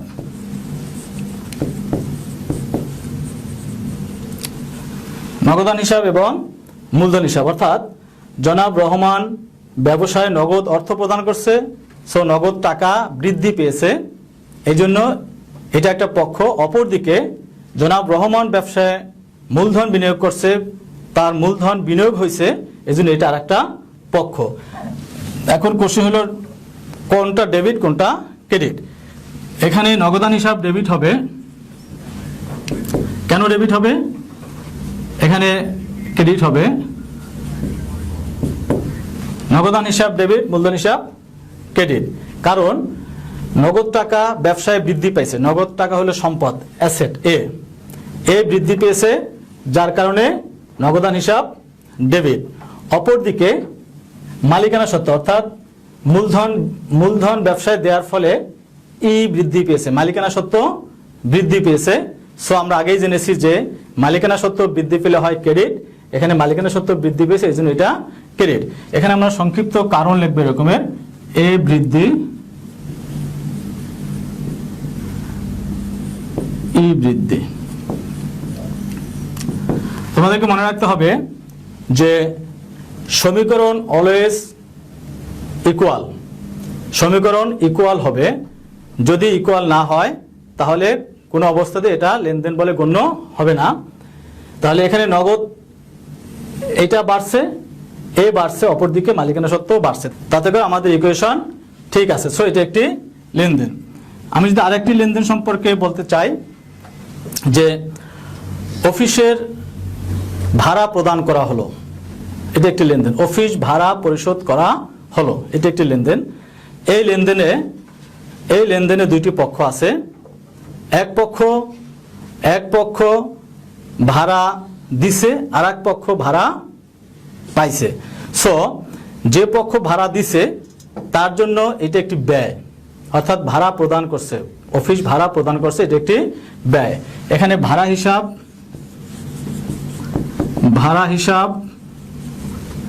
নগদান হিসাব, এখানে দুইটা হিসাব, একটা ভাড়া হিসাব, একটা নগদান হিসাব। তাহলে এখানে ভাড়াটা কি হিসাব, নগদান কি হিসাব? তোমরা বলো যে ভাড়া, এখানে অফিস ভাড়া পরিশোধ করার ফলে কি পেয়েছে? ব্যয় বৃদ্ধি পেয়েছে, ব্যয় বৃদ্ধি পেয়েছে। সো ভাড়া হিসাব ডেবিট, কারণ ব্যয় বৃদ্ধি পেলে সেটা হয় ডেবিট। তাহলে এখানে আমরা লিখবো ভাড়া হিসাব ডেবিট। অপরদিকে নগদ সম্পদ, ভাড়া প্রদানের ফলে প্রতিষ্ঠানের নগদ সম্পদ হ্রাস পেয়েছে, অর্থাৎ নগদ অর্থ কমে গেছে, এই জন্য এই নগদ সম্পদ হবে, এটা হবে ক্রেডিট, নগদ টাকা হ্রাস পেয়েছে। তাহলে এখানে সংক্ষিপ্ত কারণটা আমরা এভাবে লিখতে পারি, ভাড়া প্রদানের মাধ্যমে কি হয়েছে, তোমার হ্রাস পেয়েছে। এখন কিভাবে হ্রাস পেয়েছে? অর্থাৎ মূল উপাদান এই উপাদানকে আবার কয়েকটি উপাদানে প্রভাবিত করে। তাহলে হ্রাস পেয়েছে, অর্থাৎ ব্যয় বৃদ্ধি পেলে হ্রাস পায়। নগদ তহবিল হ্রাস পেয়েছে, হ্রাস পেয়েছে, এই জন্য এটা ক্রেডিট। সম্পদ, মানে সম্পদ, সম্পদ হ্রাস পেলে কি হয়? ক্রেডিট হয়। হ্যাঁ, সম্পদ হ্রাস পেলে ক্রেডিট। এরপর আমরা আরেকটি লেনদেনে যাব, পণ্য ক্রয় একটি লেনদেন। পণ্য ক্রয়, এই পণ্য ক্রয়ের সাথে দুইটি পক্ষ জড়িত থাকে। প্রত্যেকটা লেনদেনে আমরা জানি, প্রত্যেকটা লেনদেনে দুইটি করে পক্ষ জড়িত থাকে। তাহলে পণ্য ক্রয় একটি লেনদেন, এই লেনদেনে দুইটা পক্ষ জড়িত আছে। নাম্বার 1 ক্রয় হিসাব, আর হলো নগদান হিসাব। নগদান হিসাব, ক্রয় হিসাব এবং নগদান হিসাব। এখানে দুইটি পক্ষ, এক পক্ষ হলো ক্রয় আর এক পক্ষ হলো নগদান। এখন যে পক্ষ পণ্য ক্রয় করছে, পণ্য ক্রয় ব্যবসার জন্য একটি ব্যয় হিসেবে বিবেচনা করা হয়, কারণ সব ক্রয়কে আমরা ক্রয় বলতে পারি না। শুধুমাত্র যে সকল পণ্য বিক্রির উদ্দেশ্যে ক্রয় করা হয় সেটাকে আমরা পণ্য বা ক্রয় হিসেবে বিবেচনা করতে পারি। যেগুলো ব্যবহারের জন্য ক্রয় করা হয় সেগুলোকে আমরা ক্রয় হিসেবে বিবেচনা করতে পারি না, এবং সেটা আমরা ব্যয় হিসেবে বিবেচনা করতে পারবো না। তাহলে এখানে ক্রয়টা একটি ব্যয়, সুতরাং এটা হলো ডেবিট, ব্যয় বৃদ্ধি পেয়েছে, আর এটা হলো ক্রেডিট। তাহলে এখানে আমরা লিখব ই হ্রাস, আর এখানে হলো এ হ্রাস, ই হ্রাস এবং এ হ্রাস। তাহলে ক্রয়ের মাধ্যমে প্রতিষ্ঠানের ব্যয় বৃদ্ধি পায়, এই জন্য এটা ডেবিট, আর নগদ টাকা হ্রাস পায়, এই জন্য এটা ক্রেডিট। তাহলে আমরা বুঝতে পারলাম যে একটি লেনদেন লিপিবদ্ধ হওয়ার পরে কিভাবে লিপিবদ্ধ করতে হবে, সংগঠিত হওয়ার পরে সেটাকে লিপিবদ্ধ করার সিস্টেমটা হলো যে প্রথমত আমরা জানবো এটা লেনদেন কিনা, এবং সেই লেনদেনের পক্ষ দুইটা কি কি, কোন পক্ষ সুবিধা গ্রহণ করছে, কোন পক্ষ সুবিধা প্রদান করছে। তাহলে আমরা আগেই জেনেছি সুবিধা গ্রহণ করলে কি হয়, সুবিধা প্রদান করলে কি হয়, গ্রহণ করলে হয় ডেবিট, প্রদান করলে হয় ক্রেডিট। তাহলে এখানে ক্রয় হিসাব এখানে ডেবিট, আর নগদান হিসাব ক্রেডিট। ই হ্রাস এ হ্রাস, দুইটা পক্ষই হ্রাস হয়েছে, এটাও হ্রাস এটাও হ্রাস। এখন এইটা যদি হ্রাস হয়, এটা যদি বৃদ্ধি হয়, তাহলে কি ইকুয়েশন ঠিক থাকবে? না, ইকুয়েশন ঠিক থাকবে না। সেক্ষেত্রে এটা লেনদেন বলে বিবেচিত হবে না, যদিও হয় সেটা ভুল উপস্থাপন করা হবে। তো আমরা জানছি যে লেনদেন এবং তার দুইটা পক্ষ, বিশেষ করে এই পক্ষ দুইটাকে অবশ্যই, বারবার আমি বলতেছি যে পক্ষ দুইটাকে অবশ্যই আলাদা করা শিখতে হবে, যে দুইটা পক্ষ কি কি। আমরা আর একটা লেনদেন বলবো, বিজ্ঞাপন বাবদ চেক প্রদান। কোন একটি পণ্যের বিজ্ঞাপনের জন্য চেক প্রদান করা হয়েছে, তাহলে বিজ্ঞাপন বাবদ চেক প্রদান, এই বিজ্ঞাপনের জন্য যে বিজ্ঞাপনী প্রতিষ্ঠান তাকে চেক প্রদান করছে। তাহলে সেক্ষেত্রে এখানে দুইটা পক্ষ আছে, একটা হলো বিজ্ঞাপন হিসাব আর একটা হলো ব্যাংক হিসাব। এখানে বিজ্ঞাপন এবং ব্যাংক, বিজ্ঞাপনটা এক ধরনের ব্যয়, কারণ একটা পণ্য প্রচারের জন্য যে সকল অর্থ প্রদান করা হয় সেটা প্রতিষ্ঠানের জন্য ব্যয় হিসেবে বিবেচনা করা হয়।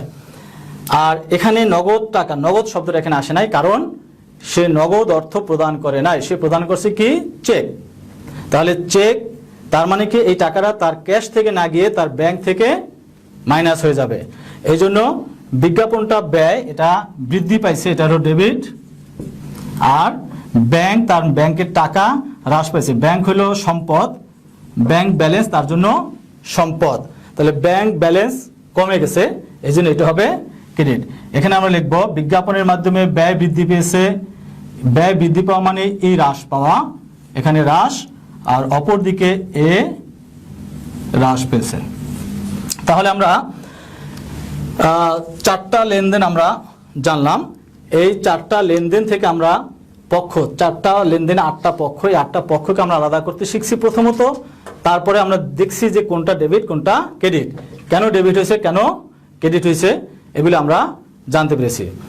তো শিক্ষার্থী বন্ধুরা, তোমরা অবশ্যই পাঠ্য বইয়ের 29 নম্বর পৃষ্ঠায় একটি কাজ দেয়া আছে, এই কাজটি তোমরা বাসায় দেখে নিবে, এবং এই কাজটি করে আমি যেভাবে উপস্থাপন করছি এভাবে উপস্থাপন করে তোমরা তোমার বিষয় শিক্ষকের কাছে উপস্থাপন করবে।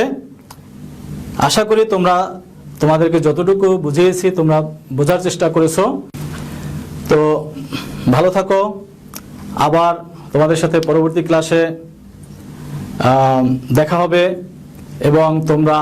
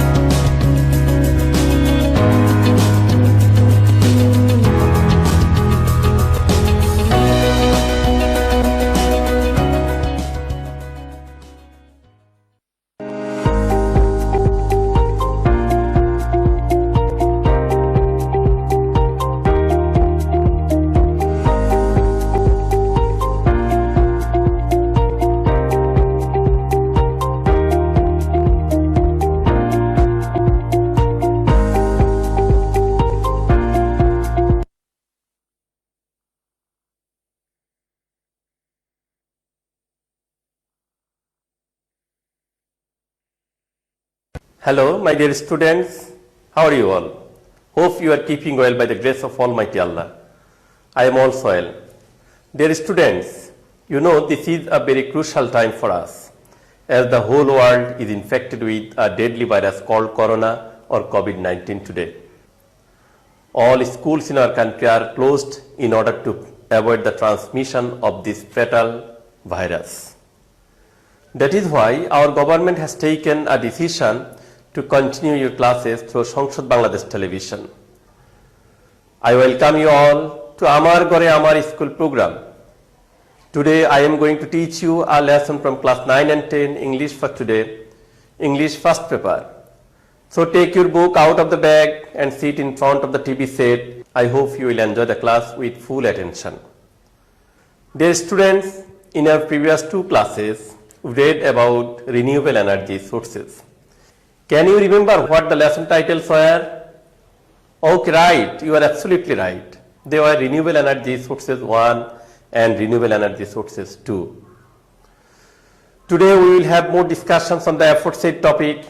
So from the sequence, tell me what will be discussed today? Absolutely right. We are going to discuss about renewable energy sources 3. So my dear students, open your book, page number 147, Unit 11, Lesson 3. Our today's lesson is renewable energy sources 3. Dear students, look at the following figures and discuss with your partner what you see in them. How are the two pictures related to each other? Right. In the first picture, we see some renewable energy and simply energy sources. And in another picture, we see a globe and some leaves denoting trees and leaves. They are closely related to each other because renewable energy saves our environment. Right, dear students? Now, learning outcomes. After we have studied this lesson, we will be able to give meanings of new words, ask and answer questions about the picture, read and understand the text, answer the questions related to it, and extract more information. Before going through the lesson, I would like to mention some difficult words. So please give attention and write down the words in your exercise book. The first word is abundant. The word abundant means sufficient, plentiful, copious, ample. Right.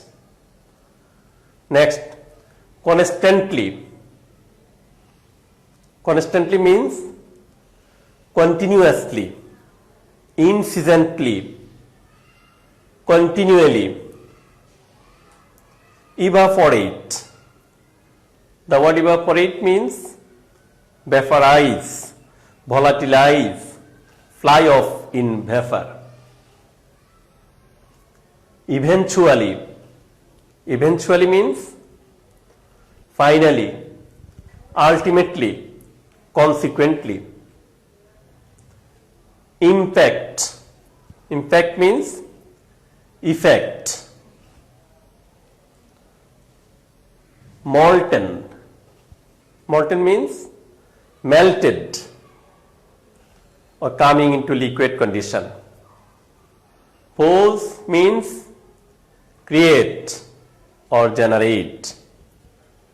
Reliance means dependence. The word reliance comes from rely, R-E-L-Y, rely. Rely is verb. Rely means depend. A reliance is noun. Reliance means dependence.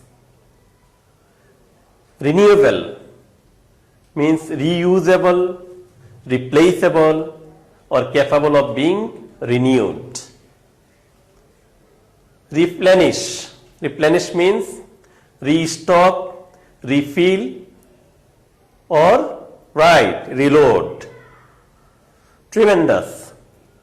The word tremendous means, right, huge, large, great, enormous, or gigantic. The phrase run out means end or finish. Okay, dear students, now read the passage very carefully. At first, I am going through the passage. Countries of the world rely heavily on petroleum, oil, and natural gas for their energy sources. Dear students, here the word rely means depend. There are two major types of energy sources, renewable and non-renewable. Hydrocarbon or fossil fuels are non-renewable energy sources. Reliance on them poses real big problems. The word reliance comes from the word rely. Rely is verb and reliance is noun. Reliance means dependence. And the word force, P-O-S-E, means create or generate. First, fossil fuels such as oil, gas, etc. are finite energy resources, and the world eventually will run out of them. Here the word eventually means finally, ultimately, or consequently. And here the phrase run out means finish or end. Secondly, they will become too expensive in the coming decades and too damaging for the environment to repair. Dear students, here expensive means costly, and the word decades means a period of 10 years, right? Thirdly, fossil fuels have direct polluting impacts on Earth's environment, causing global warming. Here the word means effect. In contrast, renewable energy sources such as wind and solar energy are constantly and naturally replenished and never run out. Dear students, here constantly means continually, continuously, and the word replenish means restock and reload. Most renewable energy comes either directly or indirectly from the sun. Sunlight or solar energy can be used for heating and lighting homes. So, we can say sunlight or solar energy can be used for heating and lighting homes, for generating electricity, and for other commercial and industrial uses. The sun's heat drives the wind, and this wind energy can be captured with wind turbines to produce electricity. Then the wind and the sun's heat cause water to evaporate. Here the word evaporate means fly off in vapor. When these water vapors turn into rain or snow and flows downhill into rivers or stream, its energy can be captured as hydroelectric energy. Along with the rain and snow, sunlight causes plants to grow. Plants produce biomass, which again can be turned into fuels such as firewood, alcohol, etc., identified as bioenergy. Scientists have identified hydrogen as another form of renewable energy source. As you know, hydrogen is another form of renewable energy source. It is the most abundant element in nature. Hydrogen is abundant, hydrogen is sufficient in nature. Here the word abundant means plentiful, sufficient, copious, or ample. but it does not exist separately as a gas. It is always combined with other elements such as with oxygen to make water. Hydrogen separated from another element can be burned as a fuel to produce electricity. Our Earth's interior contains molten lava with tremendous heat. Dear student, here molten means melted or coming into liquid condition. And the word tremendous, tremendous means huge, large, enormous and gigantic. This heat inside the earth produces steam and hot water which can be tapped as geothermal energy to produce electricity for heating homes, etc. Ocean energy comes from several sources. Ocean's force of tide and wave can be used to produce energy. The surface of the ocean gets more heat from the sun than the ocean depths. This temperature difference can be used as energy source too. So dear students, what have you learned from the passage? Right, we have learned that there are two types of energy sources. They are renewable energy and non-renewable energy. Of them, there are some problems with non-renewable energy. In course of time, they will be rare and very expensive. They have also direct negative impact on the environment. On the other hand, renewable energy source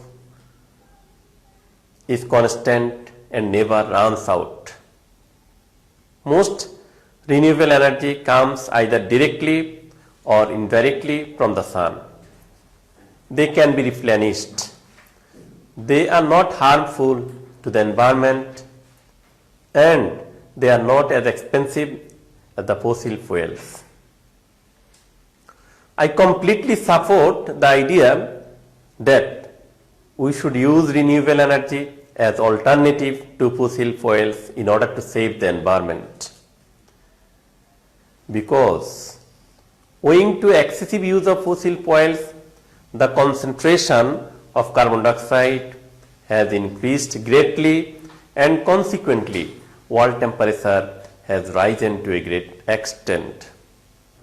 So my dear students, here the main purpose of the author of this passage is to put up the best aspects of using renewable energy sources in contrast with non-renewable energy sources. Now, dear students, read the text again and choose the correct answer from the following alternatives. I am giving you some multiple choice questions and you have to answer the questions. The first question is, the surface of the ocean gets more heat from the earth, sun, rain, gas. The depths of the ocean get less heat than the surface, sun, gas, river. Ocean's force of tide and water can be used to produce heat, water, gas, energy. What are the two major sources of energy? Burnable and non-burnable, renewable and non-renewable, renewable and non-burnable, all the above. Dependence on non-renewable energy source of energy is useful, harmful, problematic, viable. What is the possible outcome of using non-renewable source of energy? They will be available, better source will be found out, they will be useless, they will run out.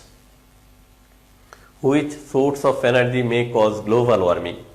Renewable, non-renewable, natural, none. Dear students, try to answer the questions. Okay, now match the answer with me. The surface of the ocean gets more heat from the Sun, right. You are correct.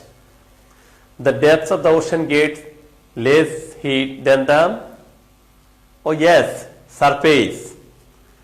Ocean sports of tide and water can be used to produce, right, energy. What are the two major sources of energy? Yes, renewable and non-renewable. Dependence on non-renewable energy source of energy is, right, problematic.